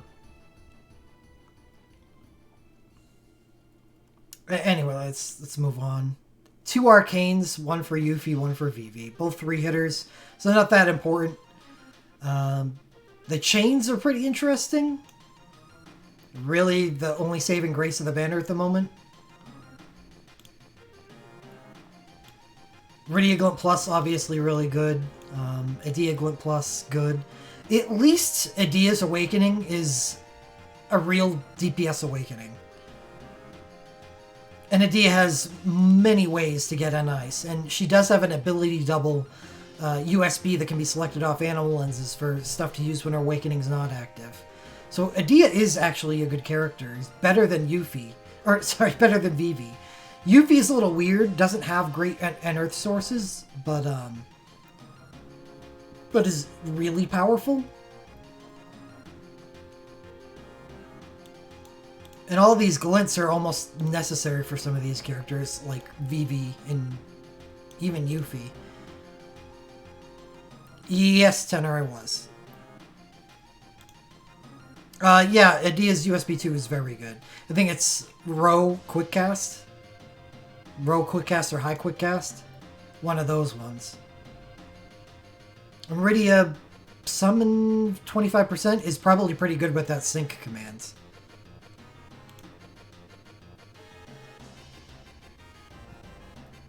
The banner's weird.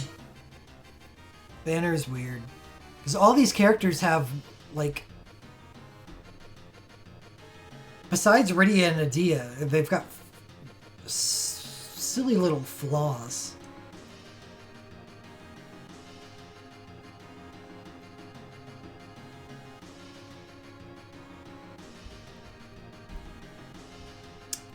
Yeah, so why would you pull on this banner, and would it be better to just find what you would get here elsewhere?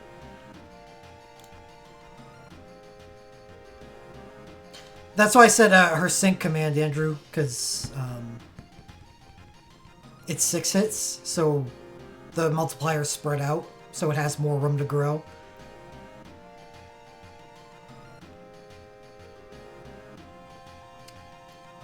So Ice, I can definitely point you towards a banner. And that's coming up really soon. It's the Final Fantasy VIII banner. It's going to be on April 16th. Phenomenally strong Ice banner. Earth, probably more difficult.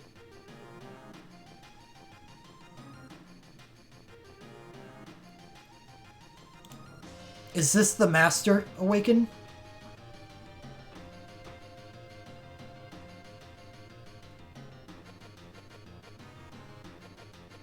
But that's just Master.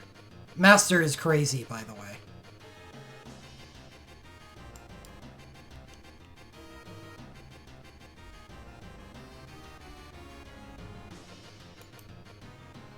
Matoya is also really good. And I'm sure Sarah's Awakening is good for realm purposes. But that, if you're looking for Earth, that's it. Oh. I know that character. She hits things hard. The Sync also has her Awakening?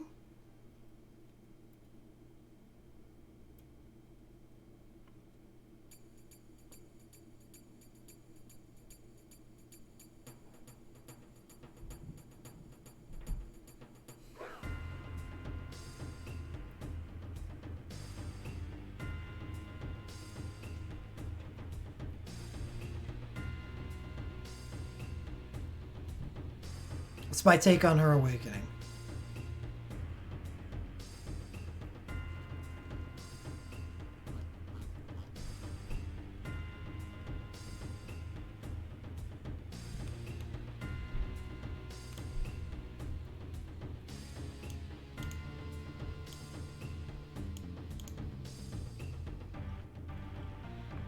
Yeah.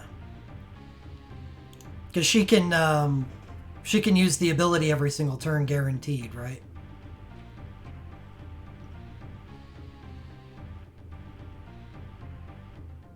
So that's an 8-hitter with 10% in peril and break damage cap 2 every single turn.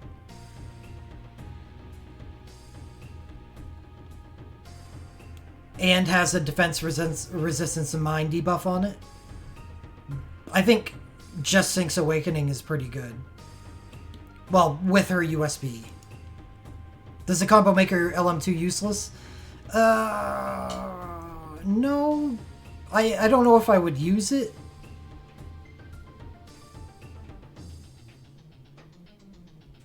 It really depends on how often how often she's playing out the fight without her Awakening active.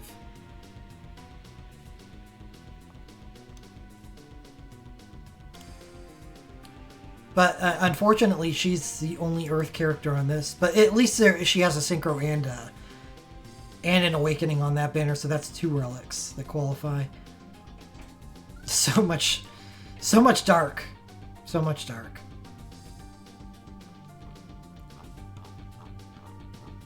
So anyone else know of any good Earth sources after this?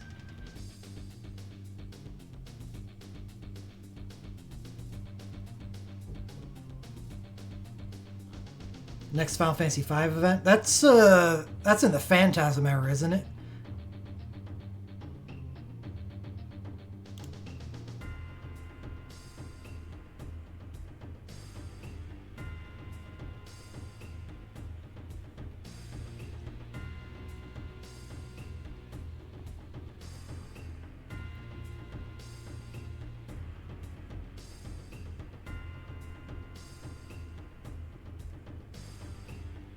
Oh, that's not enough Earth. Galoof is fine, but he doesn't have a dual cast Awakening.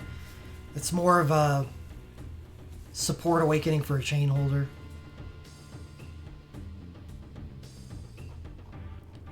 So I guess it looks like its Earth is somewhat difficult to pick up. But, I mean, Sync, and Awakening is probably better than what's available on this banner.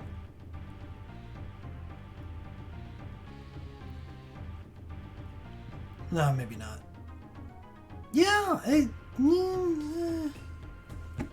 don't know. Yeah, probably. Yeah, if we're being honest. It's Iridia Sync, and then...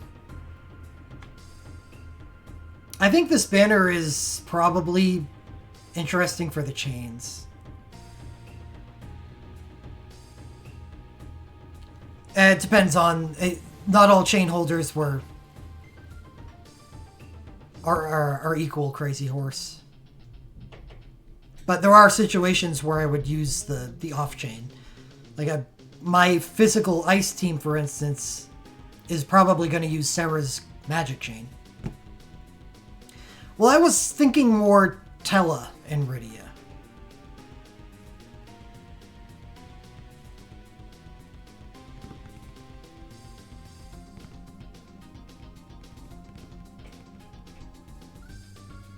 Yuffie's fine, but she's physical. So that, again, is still only one relic. Where at least Yuffie and Tella are two relics of the same type. Where, say, Sync, and Awakening are two relics of the physical type. Can I review Porom Awakening? Is that in this festival? Isn't that on Banner 4?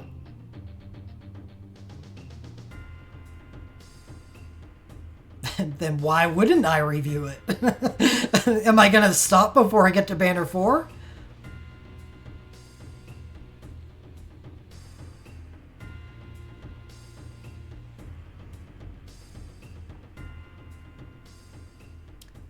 But no, that's it. Cobalt is Ward.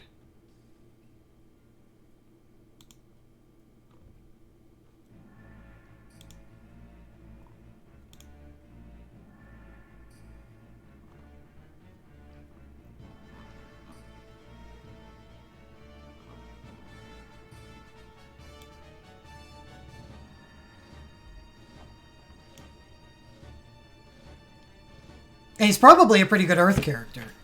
But still, only one. But if there is a benefit to that, it's that you're not just pulling on this banner for Earth. You pull on this banner for Ice. And if you also need Earth, then Ward makes the banner even better than it is for most people that are pulling here.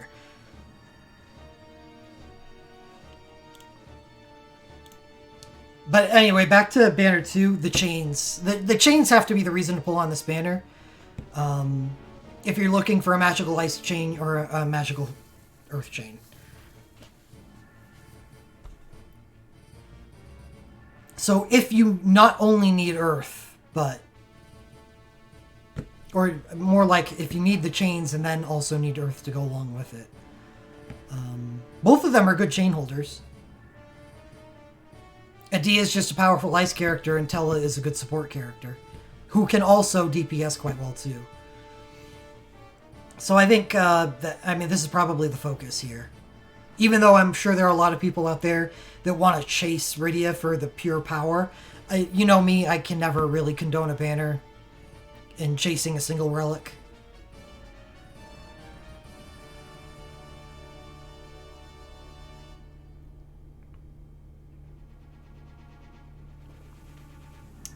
Luckily, I got my refresh in when Half Stamp first came out. Anyway, that's what I feel about Banner 2. It's not that favorable. I thought I was going to, first look at it, I thought it was going to be better than I thought it was, but... it looks like we're in a weird era of the game right now where they're doing a lot of this.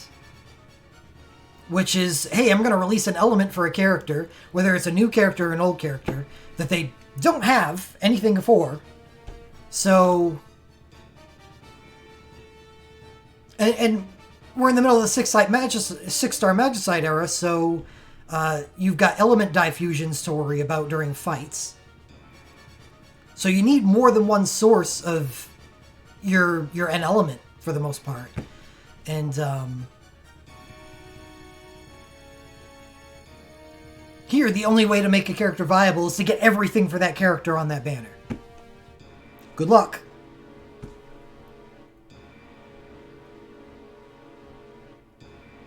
If you want a tier list of the game at the moment, look at characters that don't need to go through that shit. Rydia has a Unearth BSB, Unearth USB, right? I think she got a Brave Unearth, right? I think so. And now a 3-stack Unearth Sync.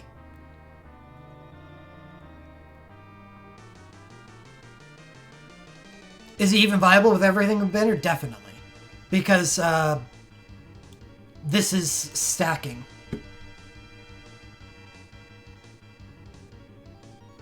So if he uses Glint, you know, at a point in the fight, then he can add element twice. And that's enough for Lightning.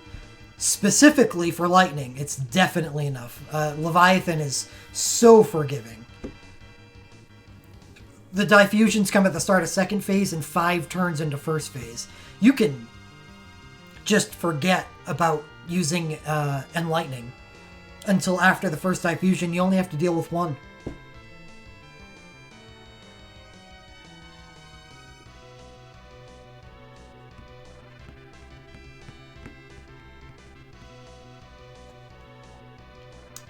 Ice is different.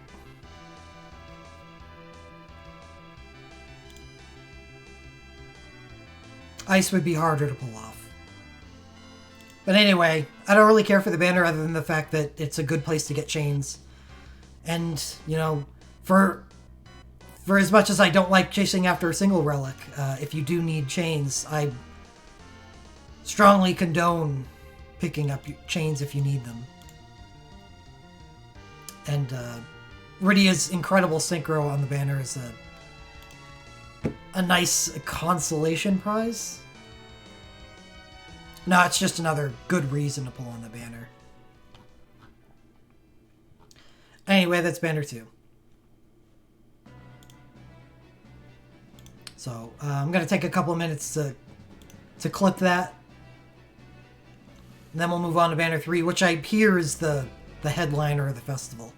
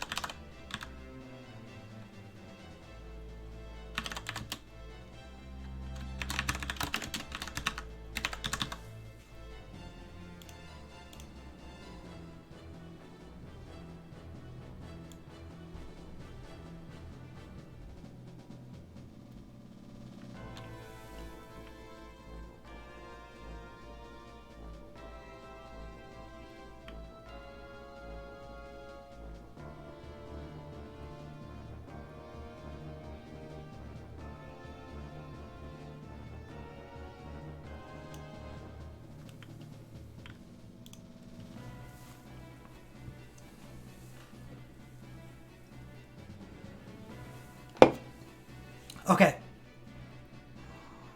Clipped, moving on.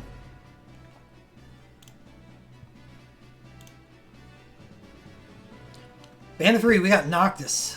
Noctis Lock, so 2 Syncs and 3 Awakenings. Same format as the first banner. Well, at least for those 5 relics. Sephiroth Fire Arcane. Alright. Another chain, so we got the first instance of double sync, 3 Awakening, and 1 chain. Sephiroth Fire Awakening. Fire stacking on the Ultra, just like his USB 1 for Endark. 4 glint pluses.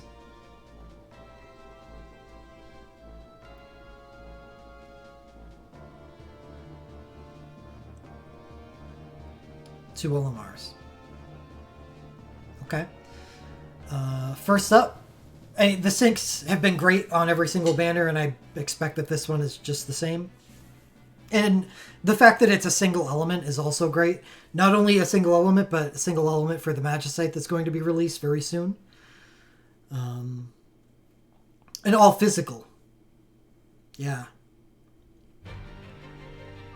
Do love it when they align the needs like that. It makes the entire banner better. Alright, Noctis. High Quick Cast 1. I'm guessing he probably gets a form of High Quick Cast in his commands.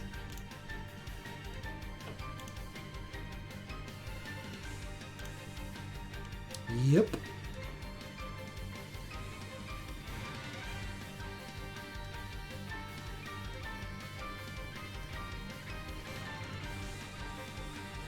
Yeah, I did just go over this a couple days ago, right?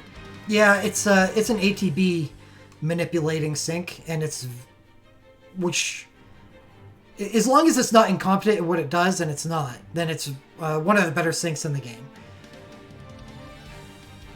While Terra's magical fire, and not everyone has a good Terra. You do want, eventually to defeat both types of six-star Magicite. There one day becomes significant rewards. It is quite a few months away, like 5-6 months, but they do buff them. We may get the buff sooner.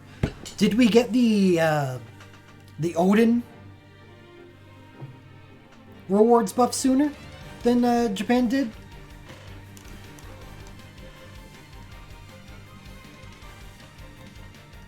No?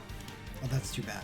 But anyway, we do get more rewards for defeating 6-star Magicite types eventually. I believe, like, plus lenses?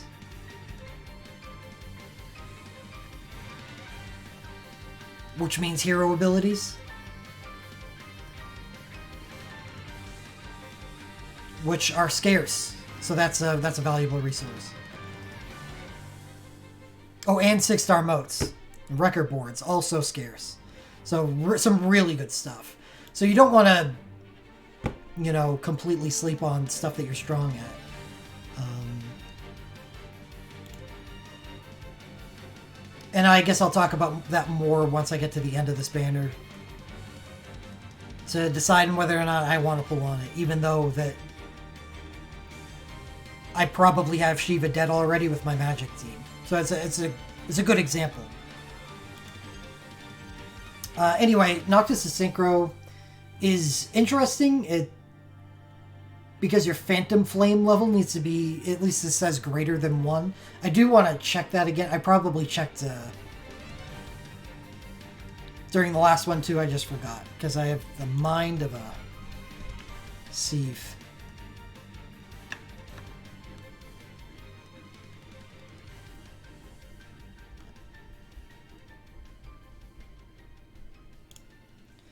Phantom Flame mode.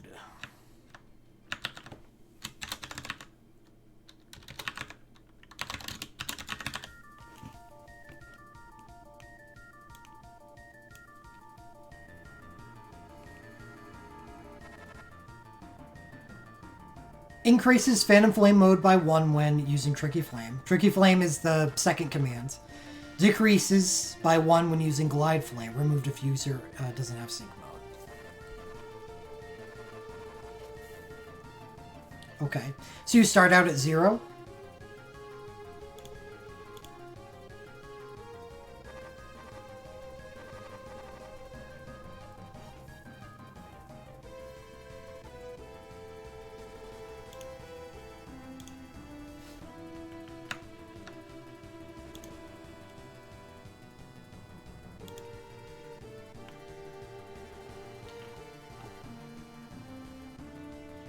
Oh, the multiplier on the attack increases if you have a higher Phantom Flame mode.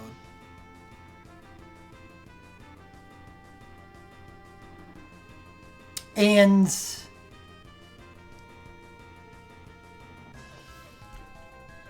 it may be because there's no symbol for it, but this is incorrect. And I don't remember checking this. You do not need a Phantom Flame level greater than 1. 1 or higher, so equal to or greater than 1.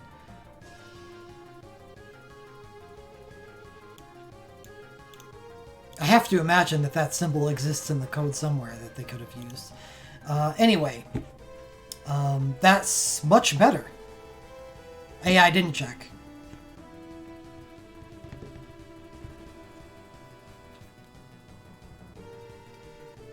It's much better, and it means that his sync probably works best alone, but can be used with the Awakening if you need, because you can get up to 3 stacks of Phantom Flame, and the higher the stacks, the higher the multiplier, which might be useful. It will definitely be useful, because he would have break damage cap too. So you can use them both, or you can use them apart.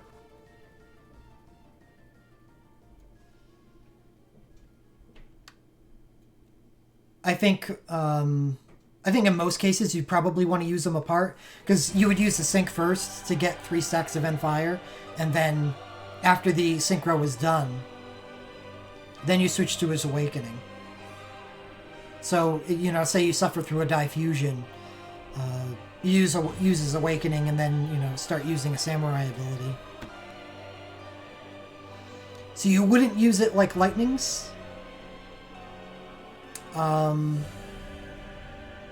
It's a hard question for me to answer, because I've never used Lightnings.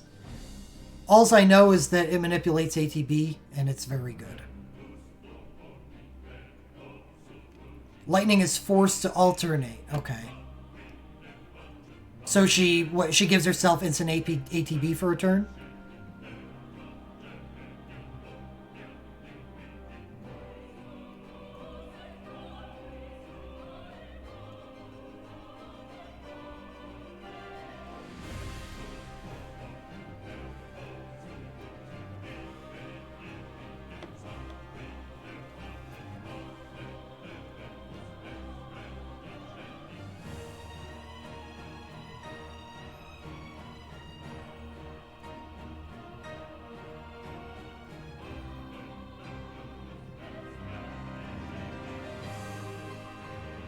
No, because then your Phantom Flame level would always be 0. So you'd never benefit from instant ATB.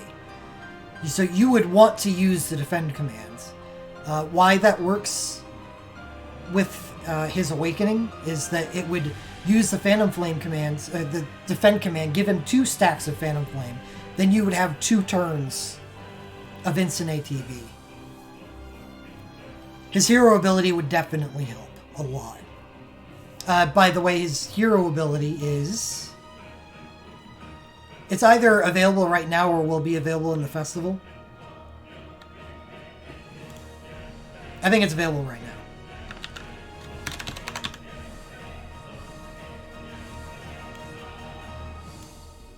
Three attacks grants instant cast 1 to the user. So that would help a lot if you don't have any external quick cast. And even if you did have external quick cast, you would need a lot. Because since he gets rid of his ATB, he would attack so much faster than, you know, he would take so many more turns than the rest of your team. It would be hard to keep his quick cast up. So if you're using like a healer, for instance, even Aerith with 3 turns of physical high quick cast, that's still going to get eaten up. So his hero ability is actually really important to his sync. Because it would help you cover turns where you're not getting it from other places.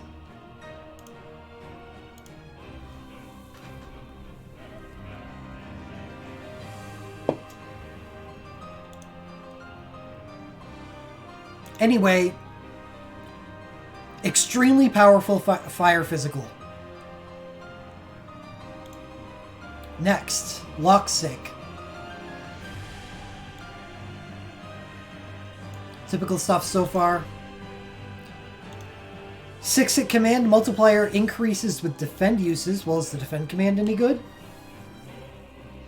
3 times fire non-elemental attack and defense minus 50%. Oh, so each time you use it, it grows. Attack and defense minus 50%, which is a pretty good debuff. That's basically a party damage buff.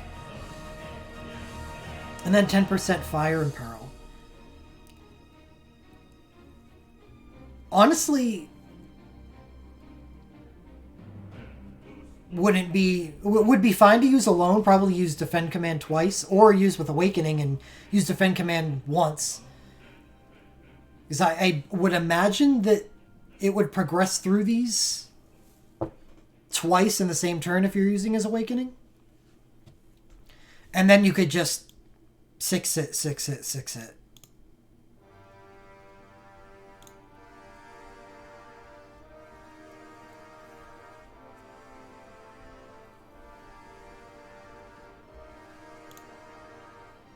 But it works just fine by itself, too. I mean, depending on how much damage Locke is doing, you may not even need the multiplier increase. So you could just use the 6-hitter.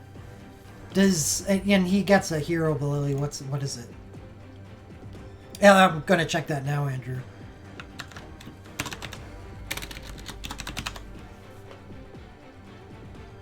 Oh, yeah, it's the Mug Bloodlust.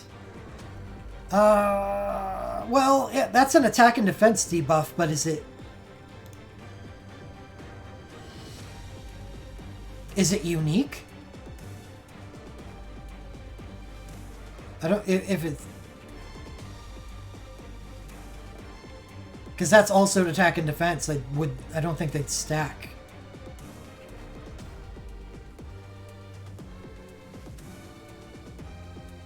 Yeah, it's probably not worth the sapphires. Even if they did stack. Because it's not like... honing hero abilities is not an issue. Just buying them, that's the... You pay all the cost up front.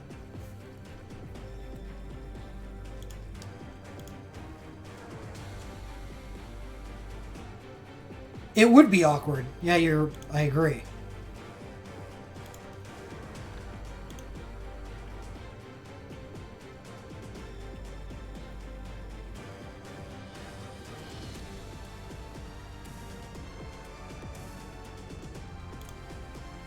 So I'm gonna look more into it.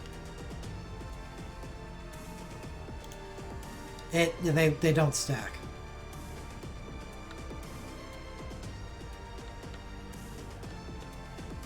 It's the same debuff. That is so strange.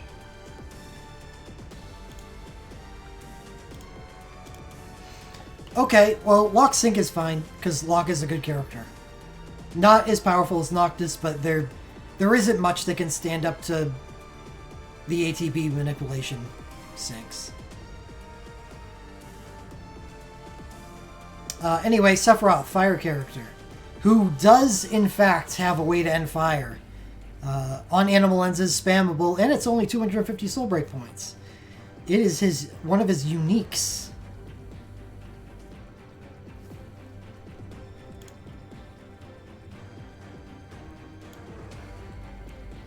So this may be a, quote, new element for Sephiroth, but he can actually use it competently.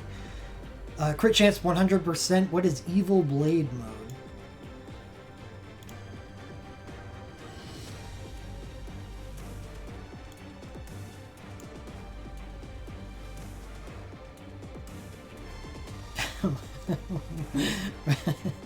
He gets 3 overflow chases on the first 3 turns. Isn't that really powerful?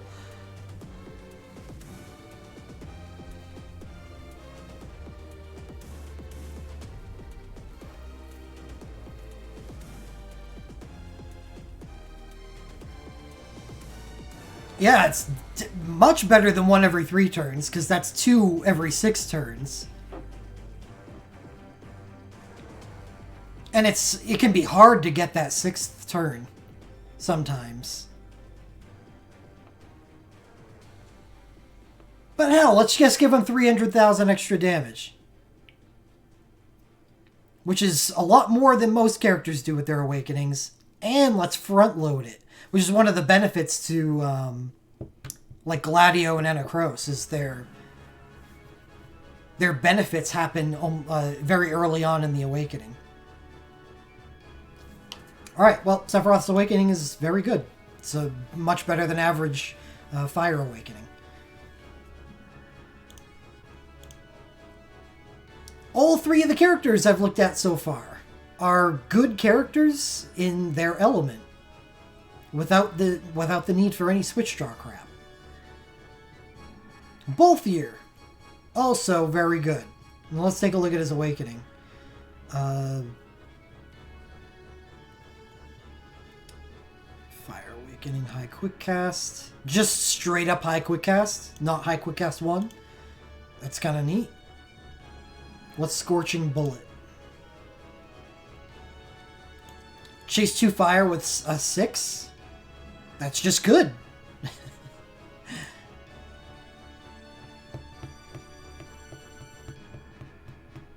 That's just a good awakening. Okay. Wait a second.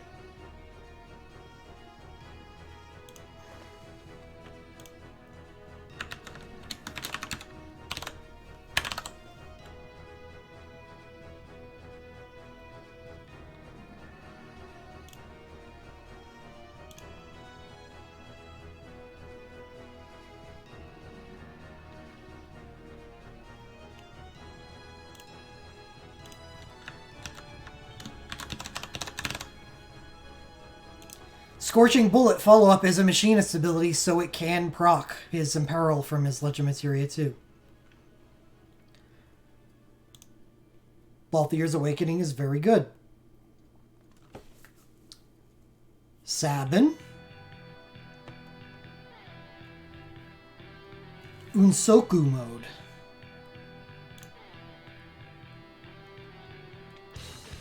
Crit chance 100%, quick cast, chase 3 monk with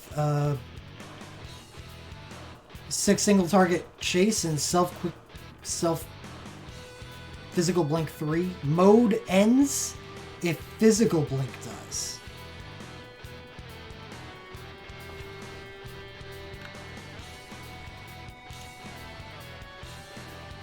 He starts with physical blink 3. It seems fine.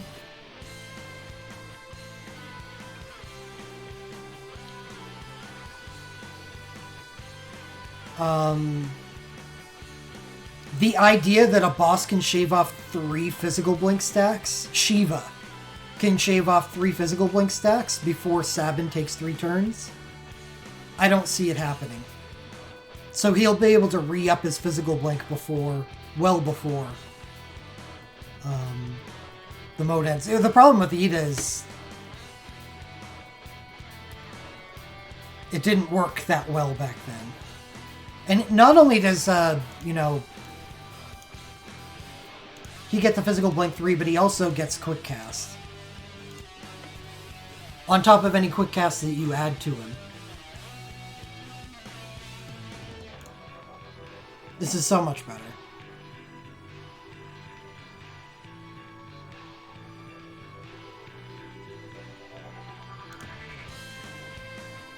So, another good Fire Awakening. Though I would say that Sephiroth and Balthier's are better, because Sabin still only gets a damage boost of 100% crit rate, which your mileage may vary, and 2 6-hit chases, which I would say don't add up to what Sephiroth and Balthier bring, but it's still good. If this is the low end of your awakenings, it's easily better than both of the other banners, that's for sure. Sephiroth Arcane, Balthier Chain, Generation 3 Chain for Balthier.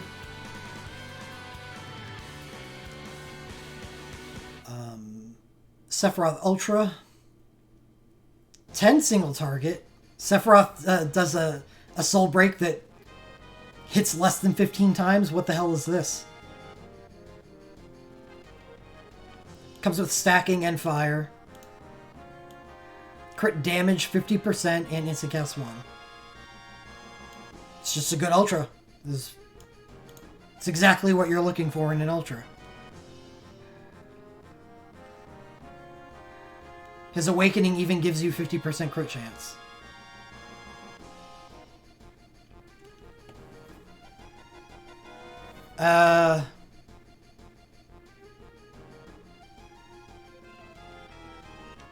There is no trade-off. They're just better.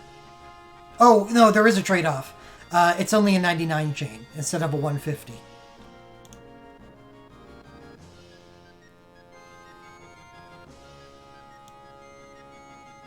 But the fire damage plus 20% is immediately added. So you don't have to wait until, you know, you're like 12 seconds into the chain to start benefiting from like a 120 hit chain. And that makes a difference? Not much of a difference.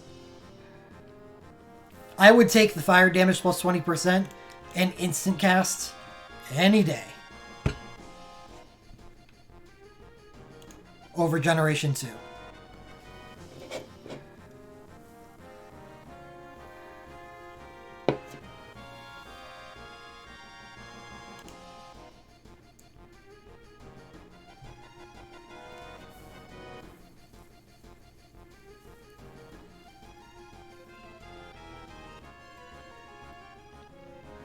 Alright, we have 4 Glint Pluses to take a look at.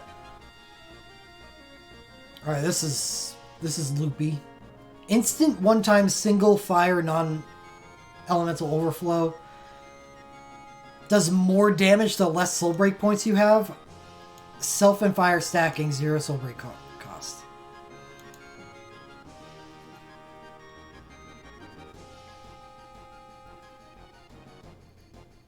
No. No. Instant cast, and then the effects. Party, attack 50%. The chain itself is instant cast. Which can be an issue for Magic and physical teams that rely on Allegro Con Moto and stuff like Aerith and Iris, because chains aren't affected by physical high quick cast or a magical high quick cast.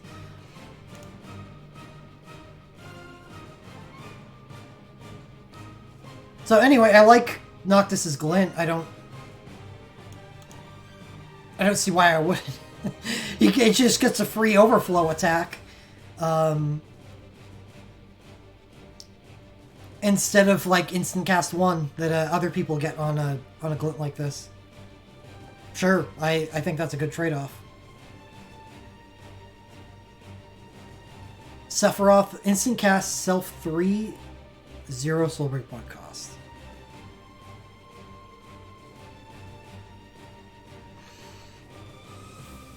Eh.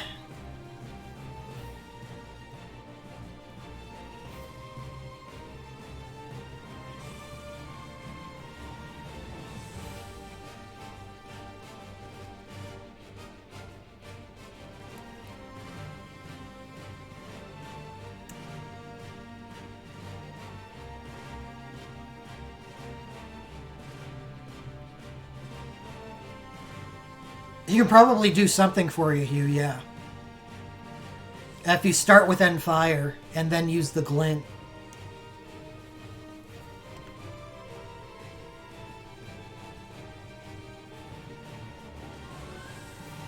Right, it doesn't have stacking. It's just instant cast 3.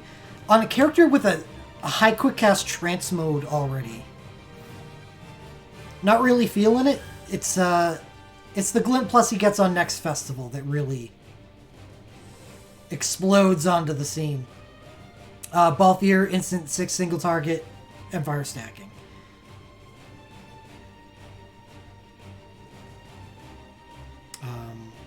Obviously good. Sabin, same thing, obviously good. Well, not same thing, but it's very similar effects. It's just, you know, stacking and an extra effect. I'll usually take the instant 6 over instant cast 1, but still they're fine. Start battle with Fire Noctis, sure. And dual cast Samurai, probably pretty important for Sephiroth. There aren't many bad things on this banner. What glint was I just raving about? Sephiroth Glint 2. It's in the next festival. None of these glints are worth raving about. 3 of them are good. 1 of them is... Glint plus 2. Did I say just Glint 2? Yeah, I meant Glint plus 2.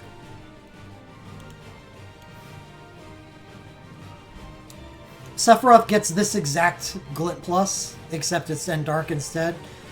But it happens to work very, very well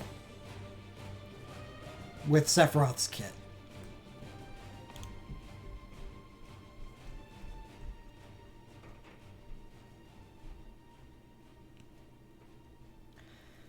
Okay, so this entire banner is very good.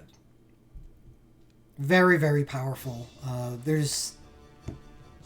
If you have doubts about Shiva, this is probably... It's going to be hard to match this. It's got everything. And it doesn't mess around with the line. It doesn't go physical and magical. So you can, you know, pull 2 powerful things that they just happen to be for different teams, so you actually don't end up with a good team after all. No, everything on this banner is physical.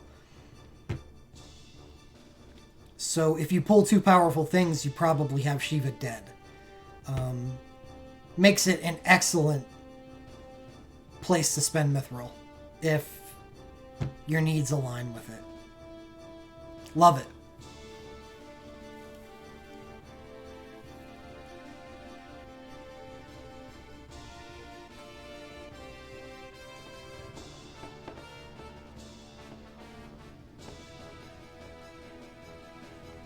I like the fact that all 5 of the headliners are very powerful Fire Awakenings. So they're all going to be competent versus Shiva.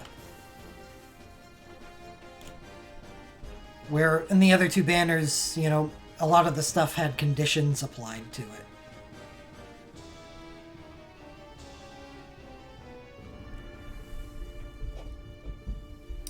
Yeah, I don't know. I guess I said I was going to talk about that once I got to the end here.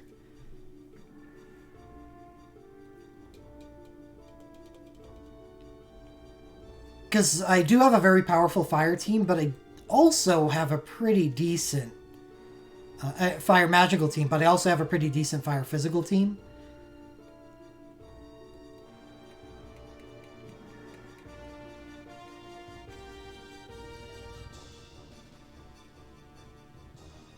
And the team happens to have nothing to do with this banner. So I would, if I were to get things off of this banner, they'd just be replacing the good stuff I already have. So the upgrade wouldn't, I don't think it's worth me spending Mithril on it. Despite the fact that I really love the banner. Depends on the situation, Strider. In Noctis's case, for instance, since he has so few sources of End Fire, I would prefer a 5-star Glint rather than 6-star.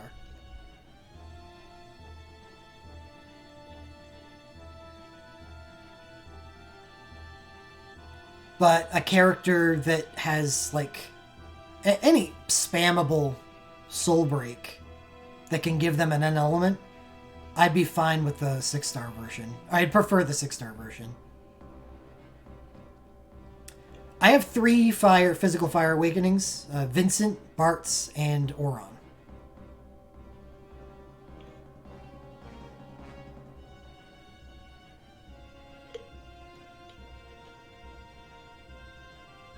Would I like to replace Bartz? Absolutely. Do I think I need to?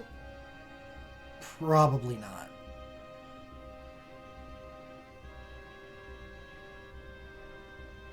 I was happy to get rid of Bartz off the water team, and I would feel the same way for a fire team.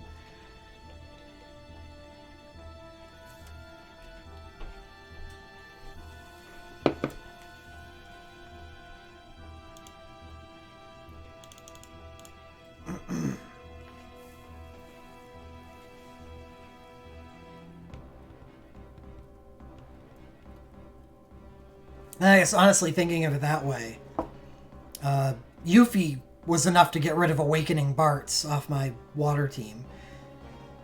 Maybe Balthier with just USB 1, refreshing his end element with his USB 1 and imperiling the boss would replace Bartz enough.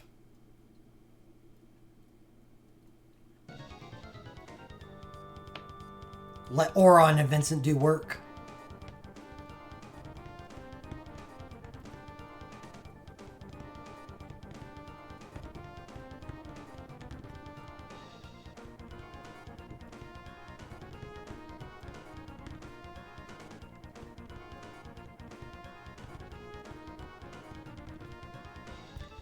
Yeah, Auron's a maniac. I wish he didn't have 120 speed, but everything else about him is very strong.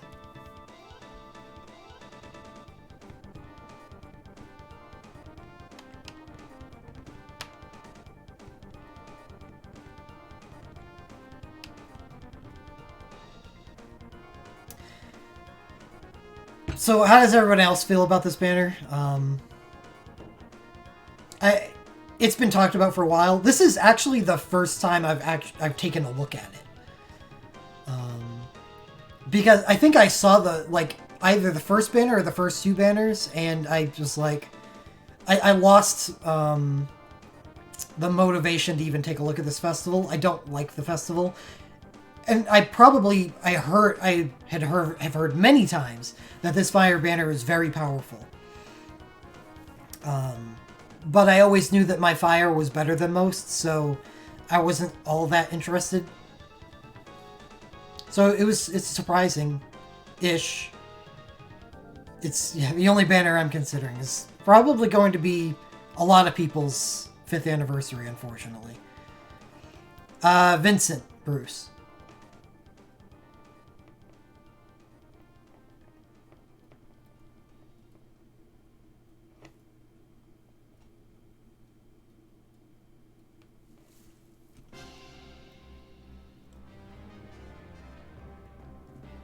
Yeah, even Balthier's chain would be good because I don't have a Generation 2 physical chain. And while, Vincent's great, I would not mind at all turning Vincent into pure DPS rather than someone who has to chain in DPS. I don't mind chain in DPS. I think a lot of people have an aversion to it for some reason, but that doesn't mean I don't prefer keeping them separate.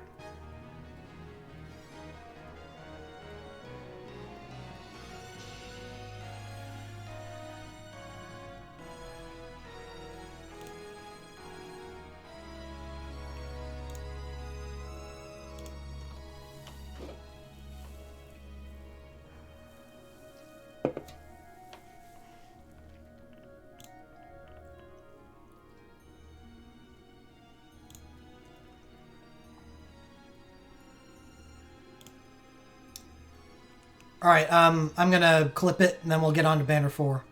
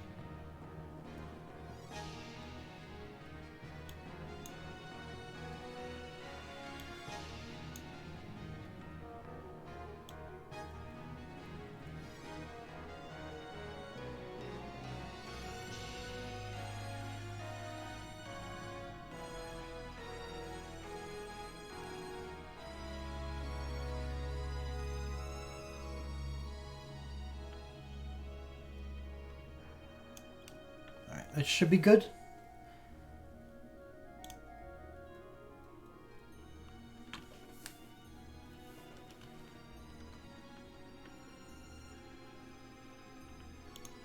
Yeah, likewise. When I evaluated the banner, I tried not to include my personal bias because if I did, then I don't plan on pulling on the banner. Even but I have to recognize that it's excellent for the people that need it. So I didn't even have to compare this to any other banner. This is where you want to go if you need fire. Where in the other two banners, I had to look around.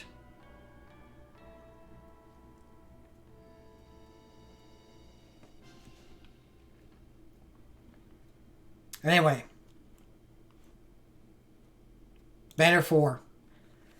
We've got one Synchro for Awakenings, just like Banner 2. Alphino, the Chosen Sun. And Wind, Synchro Mode, Break Damage Cap 1, 3 Aether Flow.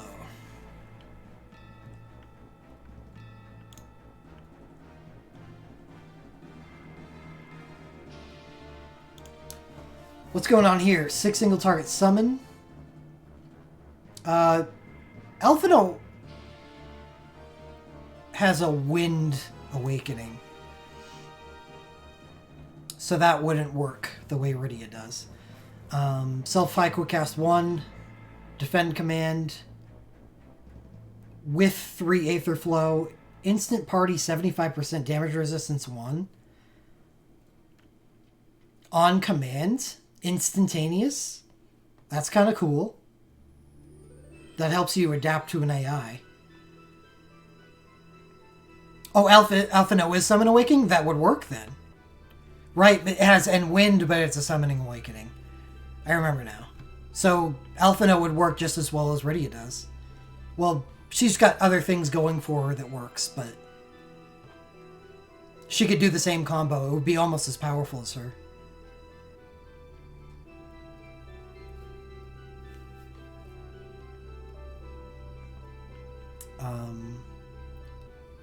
The Defend command, when Aether Flow is 1 or 2. Instant ally, Kiraja.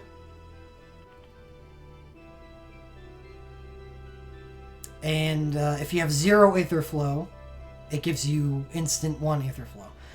Well, I like the using it once, and actually that's fine. Because it's a really powerful DPS sync, just like most syncs are. And also has a panic button. I know a big attack is coming, so I'm going to 75% damage resistance 1. I really like that capability. That's a weird thing, but a really cool thing to have on a sync. So I like it.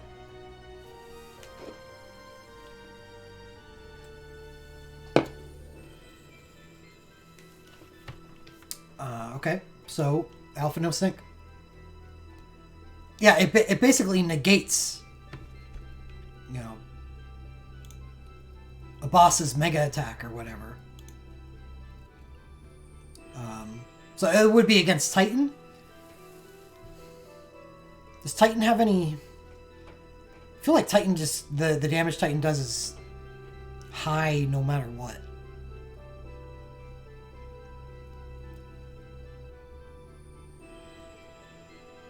Anyway, Porom Awakening. Instant Kiraja, Raise, Magical High Quick Cast 3. So, Awakening version of Y'shtola's USB 2.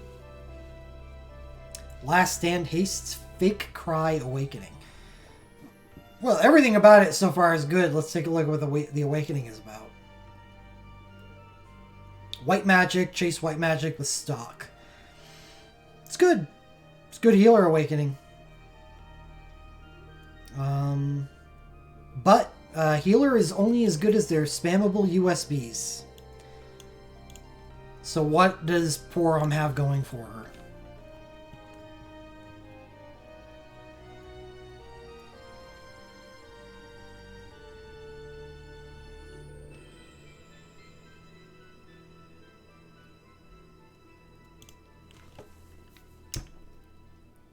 Kiraga Medica, Magical High Quick Cast 2, Last Stand. Tiny Kiraga follow-up to the user.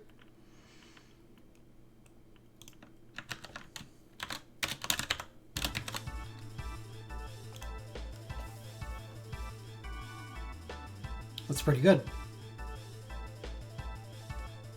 Yeah, that is, that's a nice USB. Not selectable off animal lenses, but... It still makes her a good healer. The problem here is she's a Final Fantasy IV healer, and Rosa has an advantage over her. Doesn't have as good as Awakening as Porom, but Rosa has the USB 2 selectable off animal lenses advantage.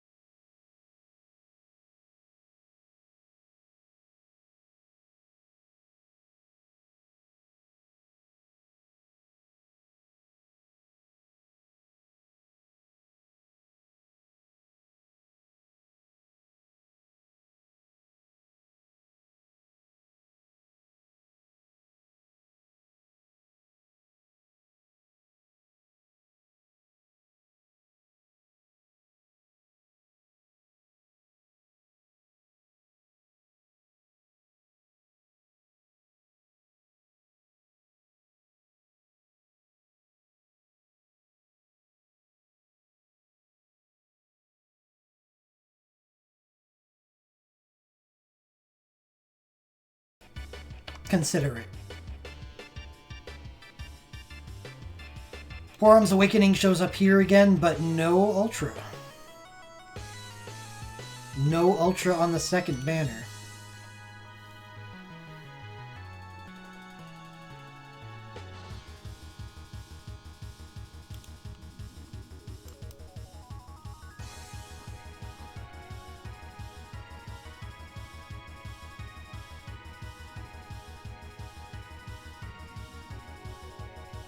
Has a big thing, a big part to play, Wander. It's true. Okay, so it does not appear to be very easy to get Porom's USB 2. And if you don't have that, I feel like Rosa with an animal lensable selectable USB 2 kind of relegates Porom to get really lucky, or she's just not going to be as good as Rosa.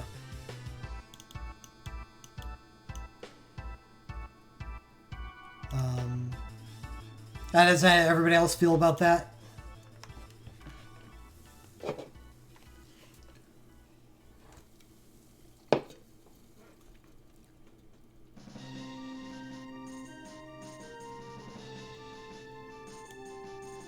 I'll just carry on. Seraphy Awakening. Well, it's beyond, so it's not useful for Phantasm at all, so it needs to be absolutely brilliant and amazing for Magicite.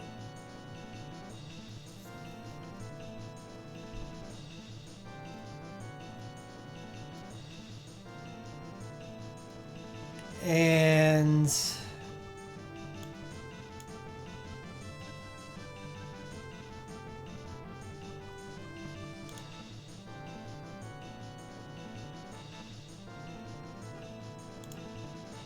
I don't think it's that good. It's good. Exactly, Ryan. It's fine, except it's for wind. So automatically, it's for what is going to be most people's second clear of Titan. That's not good enough. It's still pretty good, Tenor.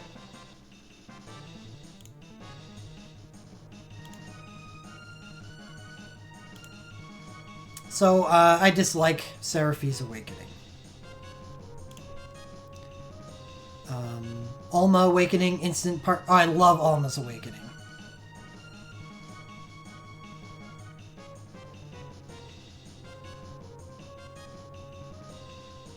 Instant party, 6k stock, Regenga, Protect Shell, Haste, damage resistance 1, 75%. I love Alma's Awakening.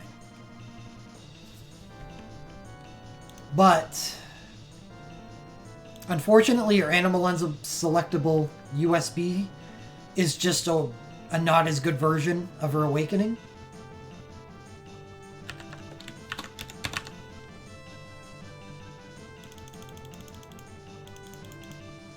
So what I would really like about Alma is that it's one of the best fight starters in the game. And that's kind of neat because Awakenings can only be used once anyway. I in all my Magicite fights, I've used the Awakening near the beginning of the fight, except for Leviathan because I needed the raise. But I use it near the beginning because using a healer's Awakening early gives them the ability to be self-sufficient for most of the rest of the fight, so I can worry about entrusting other people. So that's what Alma's does. She's just a good beginning of the fight Awakening, but better than most people. But in all those situations, I had that character was either Alara or Aerith, who have amazing spammable USBs. Alma does as well, but it's the same problem Porom has.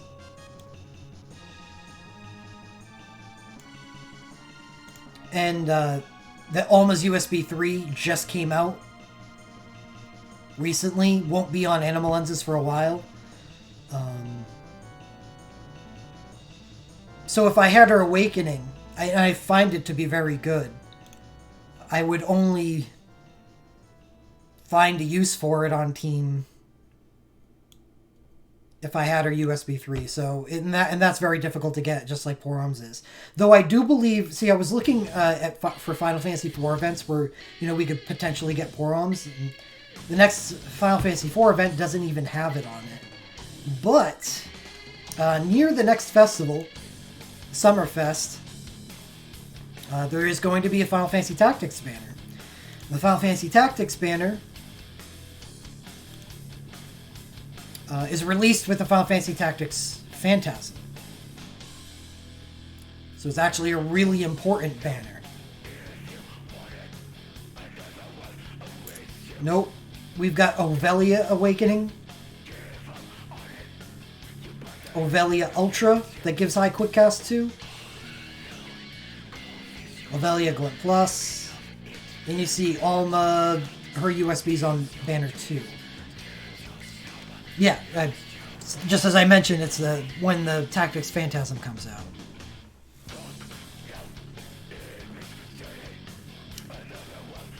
So is this banner 2 any good for Phantasm? Compared to the first banner, which has Agrius Limit Overflow, Orlandu Sync, Gafgarian Sync, and 3 more Awakenings, and a Realm Chain.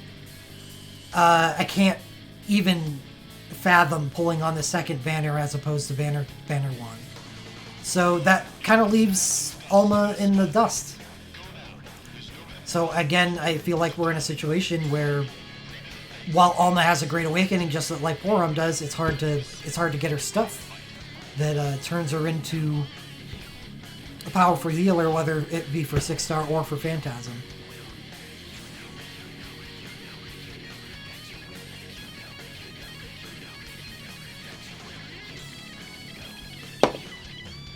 So this is like the healer problem. that the first two banners have with DPS and switch draws, and lack of other sources of an element. But moving on to Deuce's Awakening. Pretty lame starter effect, but for Awakening that's okay. Alara has a pretty lame starting effect, but you're not going to see me shit-talking her anytime soon. And Deuce is also a bard, and Deuce is actually the only healer black mage until Alphino. I know it's kind of crazy, but Alphino becomes a healer eventually. Unlimited white bard hones.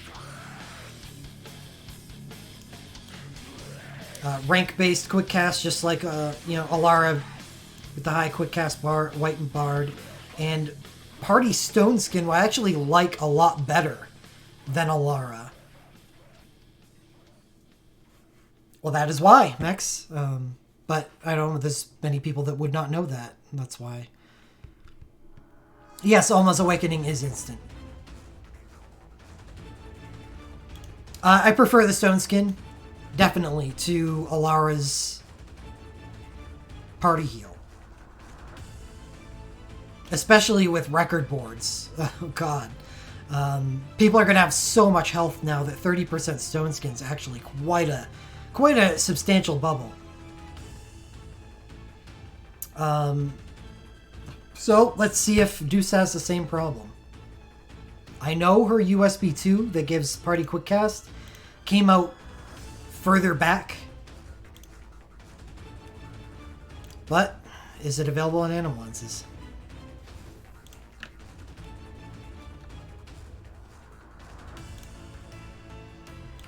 Yeah, it will be.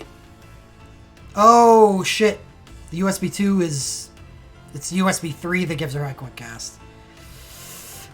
Again, we get struck again.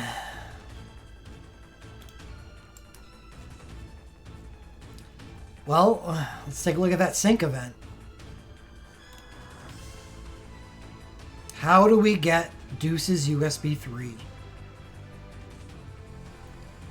Not on this banner. Not on this banner either.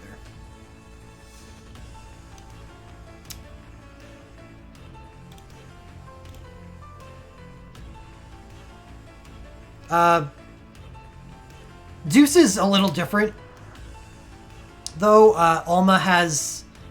You saw Ovelia, who was on that Orlando Gafgarian banner. So Alma has competition within Realm. Porom has competition within Realm. Deuce doesn't. Deuce is the only healer in Type 0, so I'm going to say that Deuce's Awakening is good regardless. Oh, plus the fact that Deuce has Bard. So she doesn't need the spammable USB for quick cast like Alma and Porom do. So there's that. There happens to be a very good mage. One in particular, two very good mages, but one in particular in Type 0. Her name is Rem. So Deuce and Rem together is probably pretty gross. So I'm going to say Deuce's Awakening is a good hit no matter what.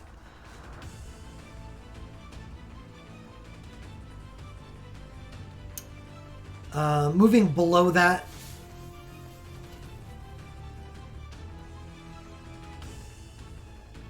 you think so? Does... Oh, I haven't seen Ace. He's probably gets a sync, right? Is it good? I mean, Rem's sync's pretty good.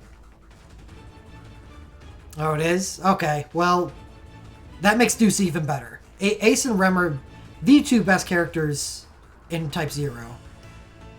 Mages, and Deuce has a bard, a very good bard awakening. Alright. So Deuce's Awakening is very powerful. Alphino Arcane, 21 hitter, sure. Seraphy Brave Ultra. Sure, but it's Seraphy.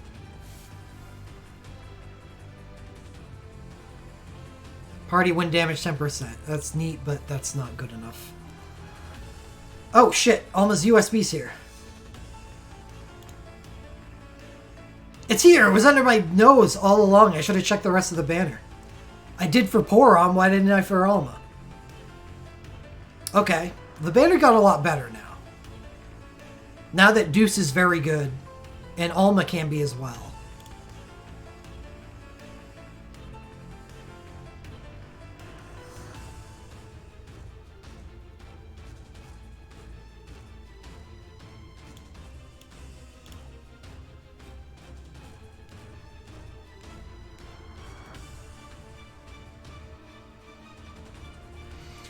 Glint pluses, typical for Alphino, Porom, typical for Healer, typical for Seraphy.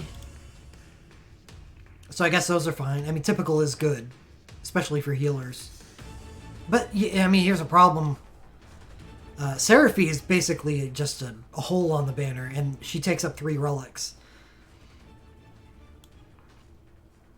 Porom, Deuce, and Alma. Deuce and Alma being the big ones. Porom as well, because Porom, again, it could be an extremely good healer with that USB. It's just hard to get.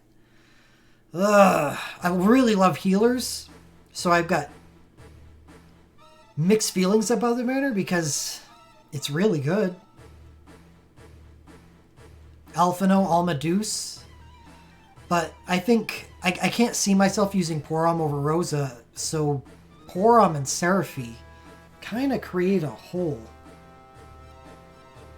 Especially since Final Fantasy IV has really good physical. It's not like Type 0, which really relies on its magic.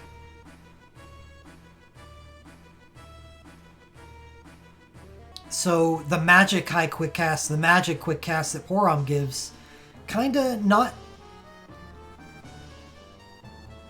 as good as the generic high quick cast that Rosa gives with her animal lensable USB. So I gotta feel like Porom and Seraphy are kind of holes in the banner.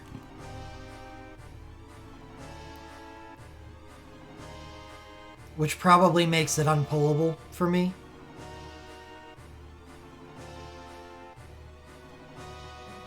They could. I don't know why they don't lean into World of Final Fantasy more. They've they got one foot in the bucket. There's some good World of Final Fantasy characters. Seraphy's actually a pretty decent character. She's just beyond, and it ruins her. Anna Kroos is an amazing character, and that's why she's good even if she isn't beyond. They really don't have to... Why not lean on another realm? Do it. Give us more stuff. Give us more content for them to clear.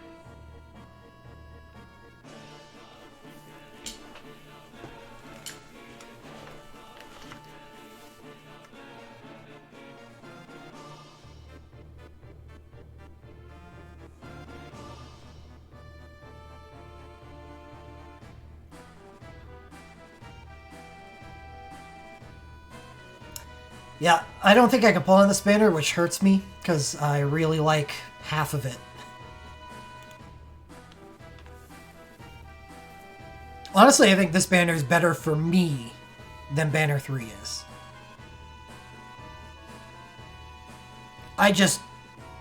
It hurts to let a banner like Banner 3 go.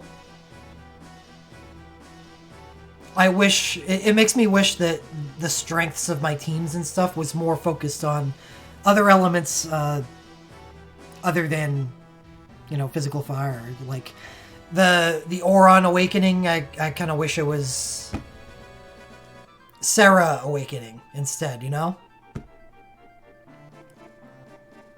So it would give, it would strengthen other things, then I would be able to pull on this Banner 3 for physical fire. But that's not the way it worked out. So, unfortunately, I've got a pretty decent physical fire team, and I probably can't pull here.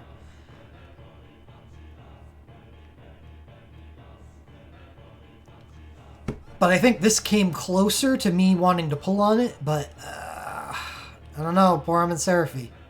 Too much. But if... I don't know if I can pull on this banner just for Phantasm. It seems a bit premature.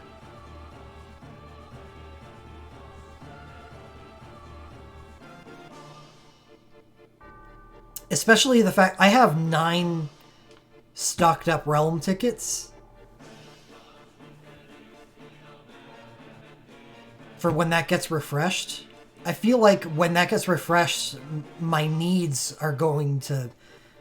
Only at that point will my, needs for Phantasm reveal themselves. So, again, pulling on this banner for Phantasm seems premature.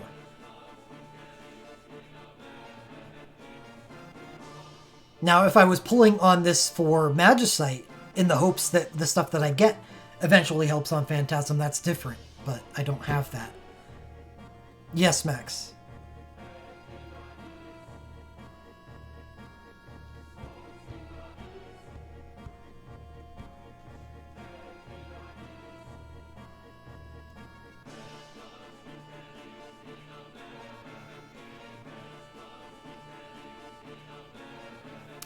Yeah. Yeah, Banner 5. End quote. Final Fantasy VIII gets released on August 16th, and it would take a divine intervention from the daily draw for me not to be pulling on that banner.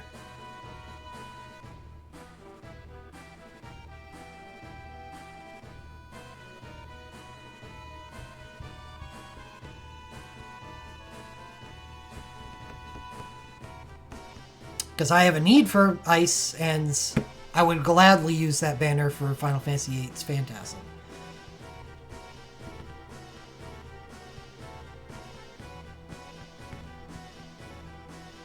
We are getting a ton of free pulls. So I guess it doesn't have to be the daily. It's just one thing. Any physical ice awakening is good enough? Well, Laguna's probably. Laguna's Chain. Noel. Snow.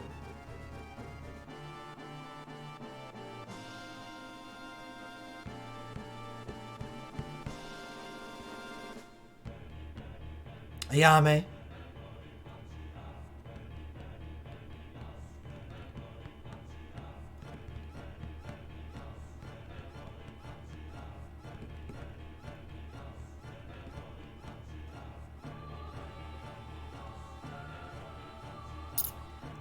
Upon closer inspection, I really like Kyros.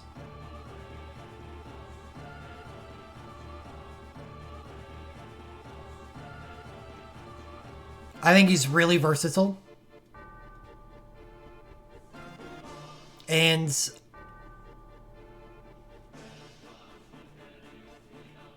I was intending to heavily invest into the banner, so the likelihood of me getting multiple sources of an element for him were fairly good.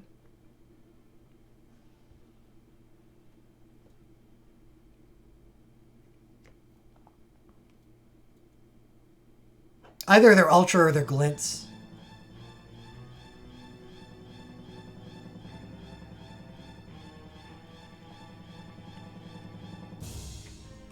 I think Ward is fine too, just not as good as Kyros.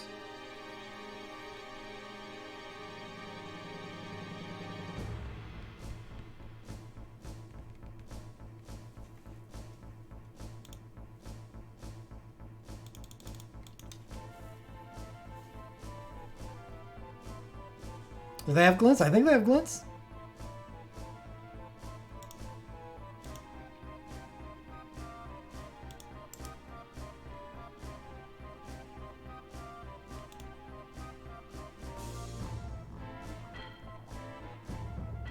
No, maybe not.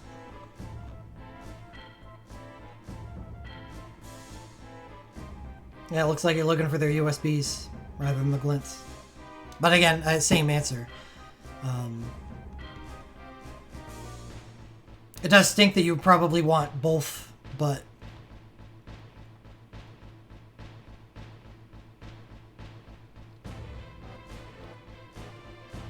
did plan a heavy investment.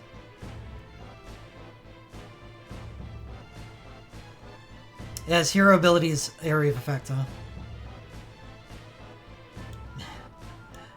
Yeah, Squall's really good.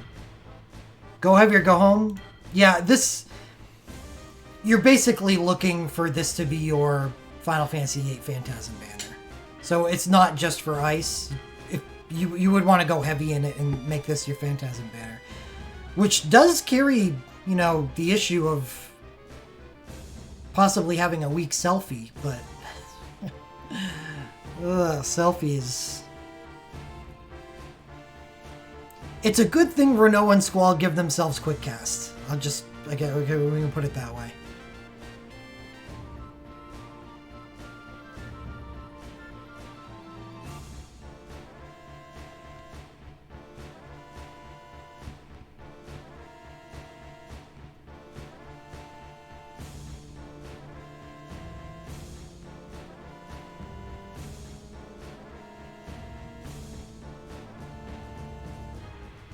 Yeah, we're not done. We still get the 5th anniversary tickets.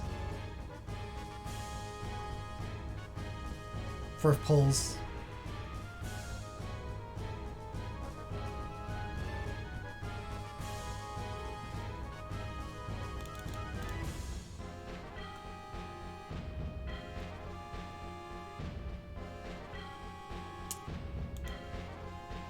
That was always the best thing about 5th anniversary, you know? Is all the free stuff. I suppose it's not really that surprising that only one of the banners really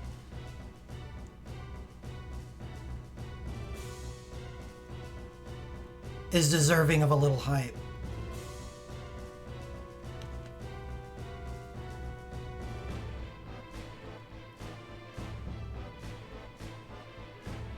Well, it's dual elemental. It's fire and ice mechs, which is really nice because it gives him some interesting interactions because he's dual elemental. As I understand it, it's one of the best hero abilities in the game.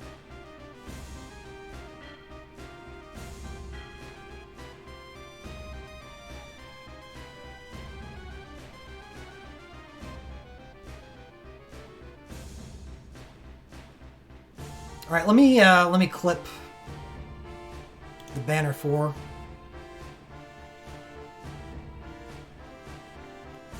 The Golbez Fusoya banner.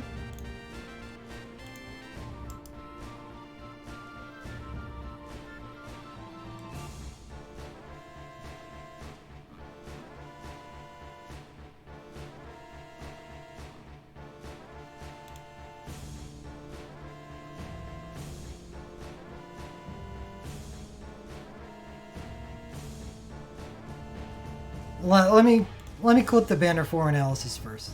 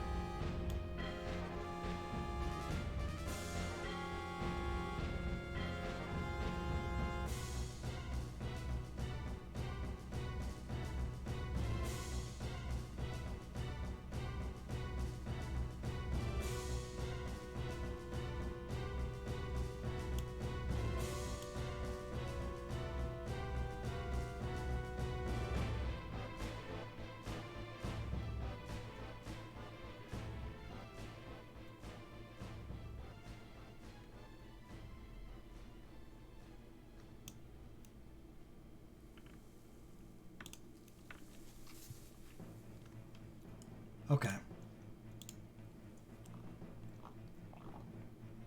Well, you got 2 syncs. Dark Cecil, Golbez.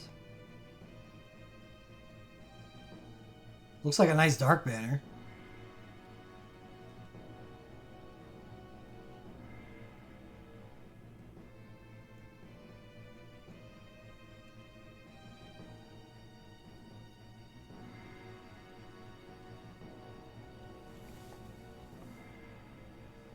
You have Porum's USB 2? Well, there you go. I think you already knew. If you want confirmation that this is a good banner for you,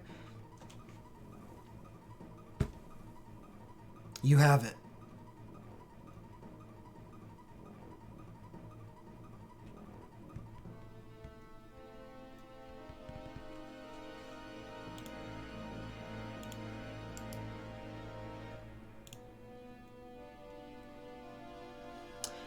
I don't actually know about Veil 4. Maybe someone else can answer that.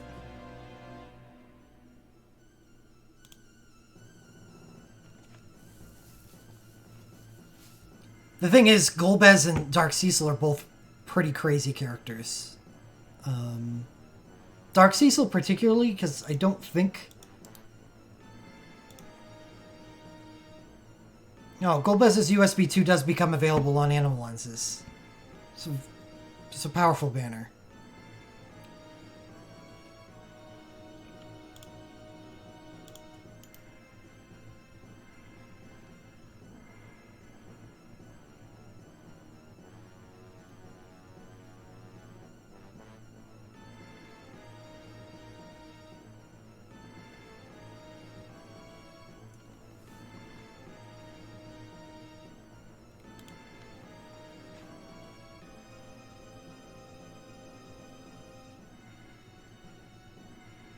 At least it's a realm banner, Ryan.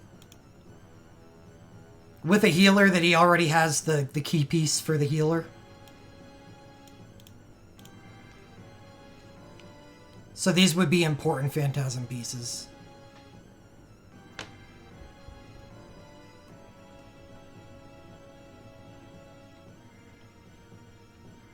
And like he said, he's a big Final Fantasy IV fan. So he's probably much more interested in defeating Alexander with a Final Fantasy IV characters than Sephiroth.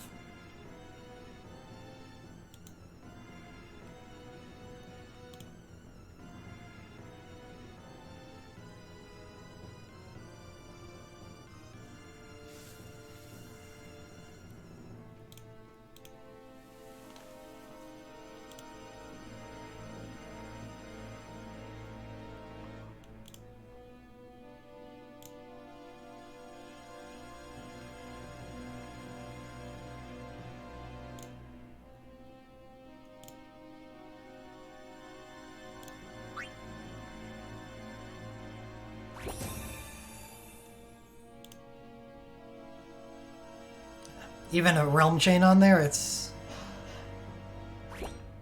Seems like a good future banner.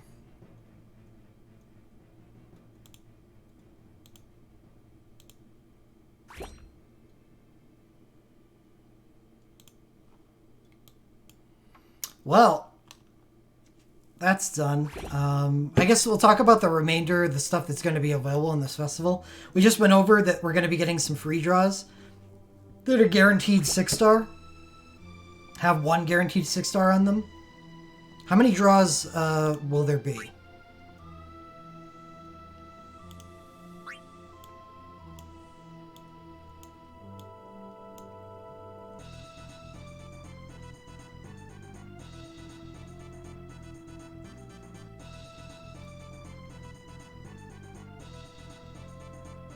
Five.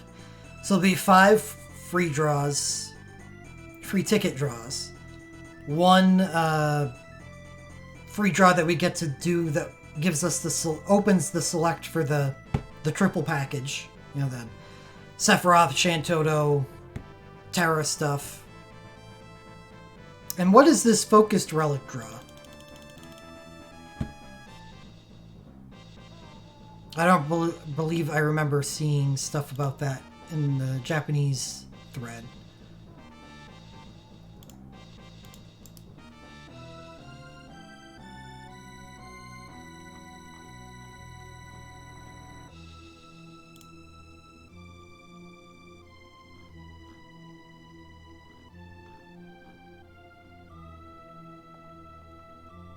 I'm gonna take a look at it now.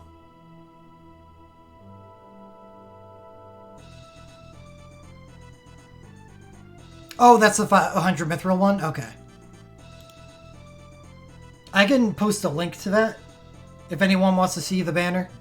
I'm sure a lot of people are going to want to discuss that. I'm not 100% decided on what I'm going to do. I'm just pretty close.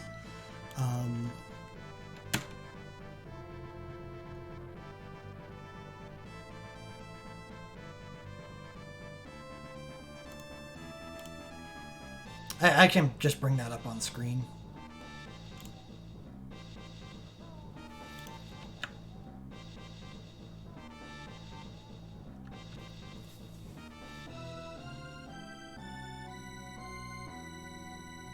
Yeah, so this is the banner that Japan got. It is most likely the same banner that we will get. It could change, but probably not.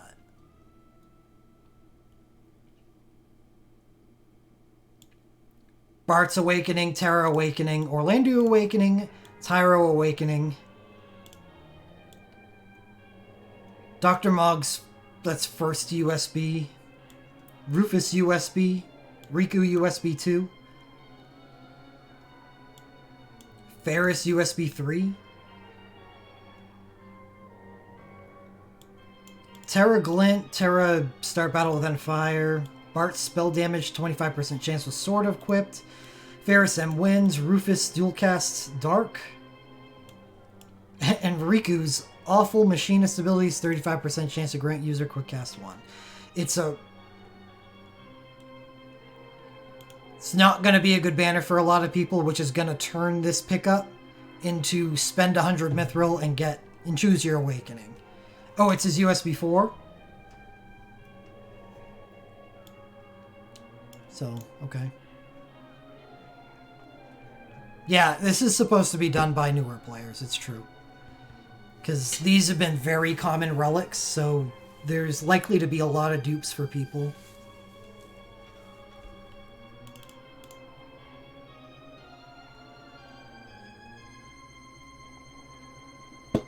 I have all 4. If this is Tyro's USB 4, then I just picked up the last piece on the top of the banner.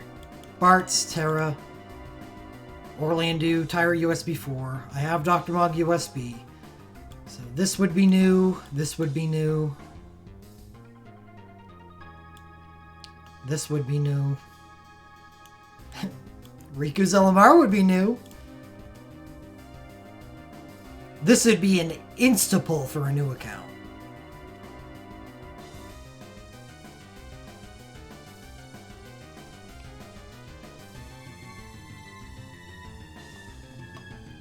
Free Awakening pick.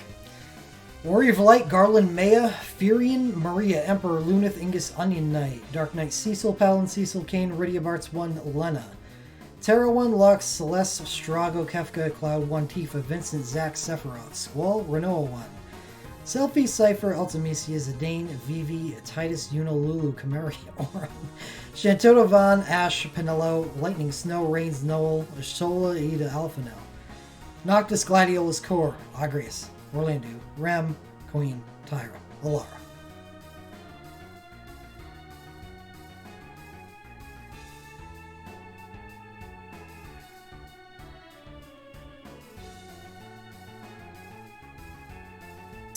Standouts. Alara.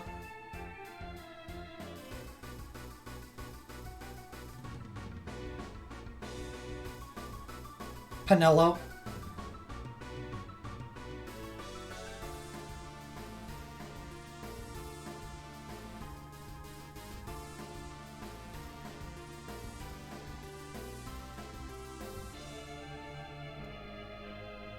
Tyro.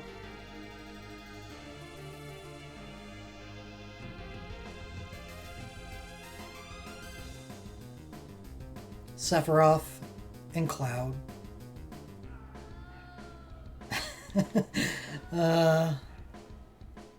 And what I mean by standouts is that they stand out from the pack instead of just being, this is really good at DPS.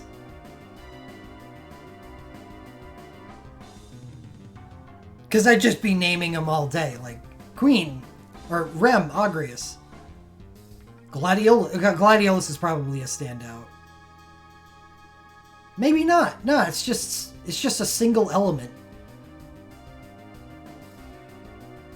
And that's why I was listing like healers. Penelo is one of the better healers in the game. Alara, best healer in the game. Tyro, support.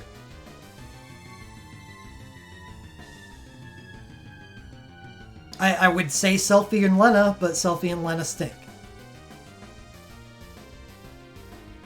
Rydia for the same reason as Sephiroth and Cloud, because Rydia's got other things that give her superpowers. For multiple elements, too.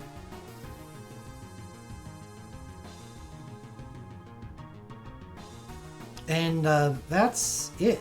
That's it. There are a lot of good single element stuff here, if that's what you're looking for, but I would never suggest doing this poll if you don't care about this part. Just for an elemental awakening. Because 100 Mithril can get you a lot of shit on banners these days. It might not, because, you know, gambling and all, but I think it's worth the risk of pulling on, you know, a 2 Synchro 4 Awakening banner with 100 Mithril and seeing what you get from that, rather than pick one, you know?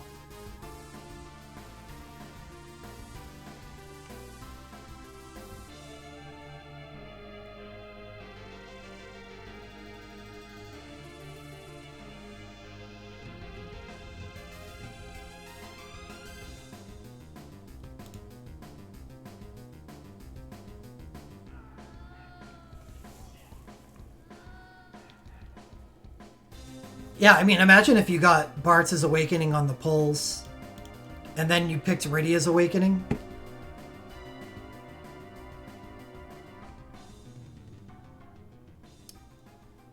Five-star Magicite is done with just those two.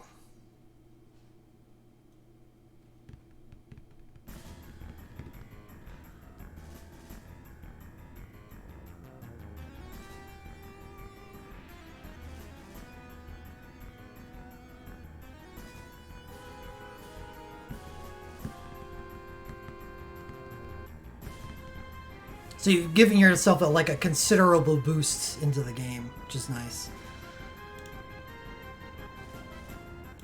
And that's exactly what this is probably intended for. I wish I could find, as a veteran player, I could find a way to exploit a guarantee, but 100 Mithril goes a long way.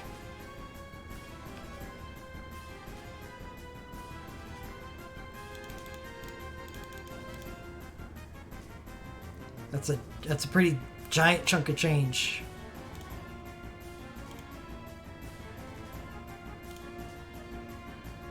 No, I'm not picking Seph anymore. Not after I got his Awakening on the Awakening Lucky. While I would love his Arcane, I'm definitely not wasting my ability to choose an Awakening just for an Arcane. Can get you 2 crap LMR. It's true.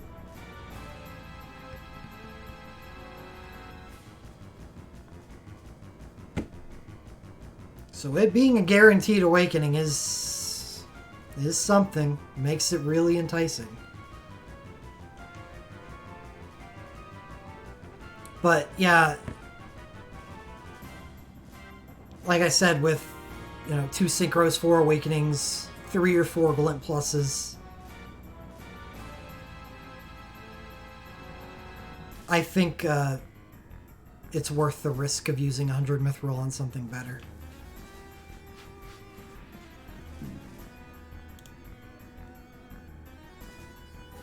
For someone who doesn't care about this stuff at all. But newer accounts that don't have access to stuff like this. Like even Terra, supposedly single elemental, but actually, up until even the Odin era, it's penta-elemental. I know from experience.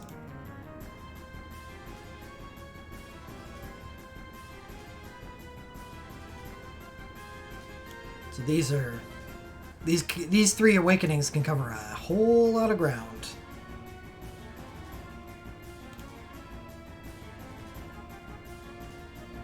Oh, that's true. I can't wait for the Ultima buff.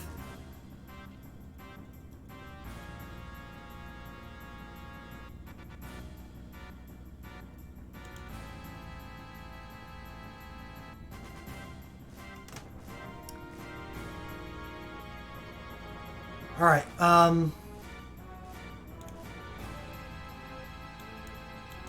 that was a lot of talking.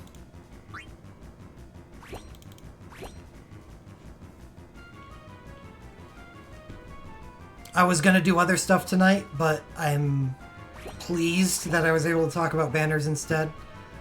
So... might just rest. I didn't sleep a lot last night, thanks to this guy. Yeah, Blender, you're on camera.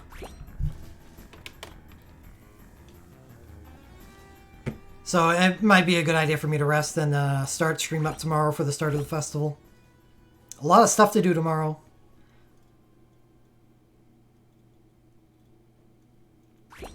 Yeah, we can go over the Japanese festival too. I wouldn't mind doing a distant preview of that once it becomes available. Fest fights are a frit. I really need to get a frit done, but apparently I've got until April 14th, so I'm not in a hurry. So I might just do festival things, and then once I stop having stuff to do, I'll do a frit. But I'm not going to do them tonight because talking is the most exhausting thing that I can do on stream, and I did a lot of it tonight.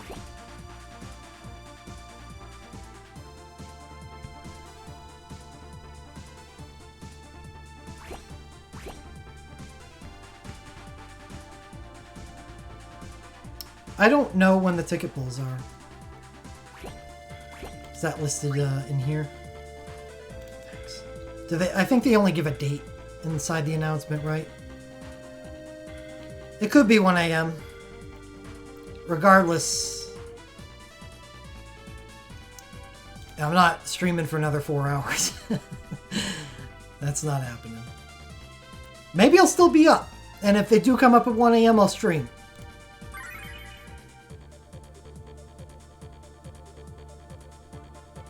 A late night quarantine party.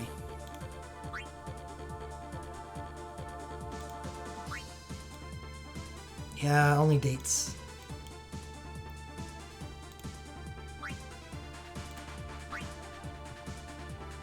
Oh, the tickets are login? Okay. Well, I promise you that I will not stream at 6 a.m. I'll save the ticket for 6 p.m.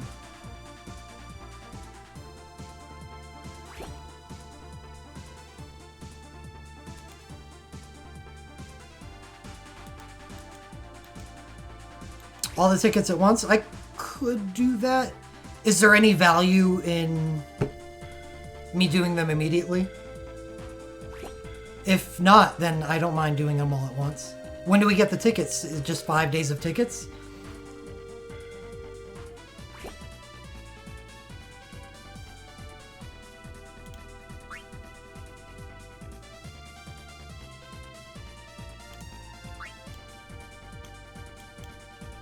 Nine days. Oh my god. That's a lot of days. Yeah, let's, I'll do all 5 at once. We'll do something fun with it. I'll have to figure something out.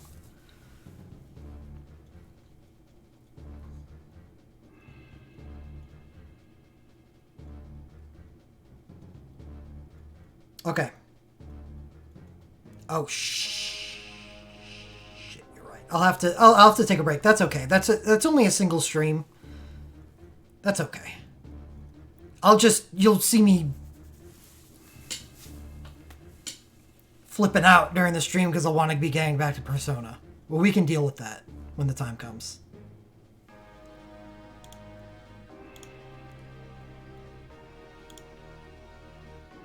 Alright, have a good night. See everybody tomorrow for the start of the festival.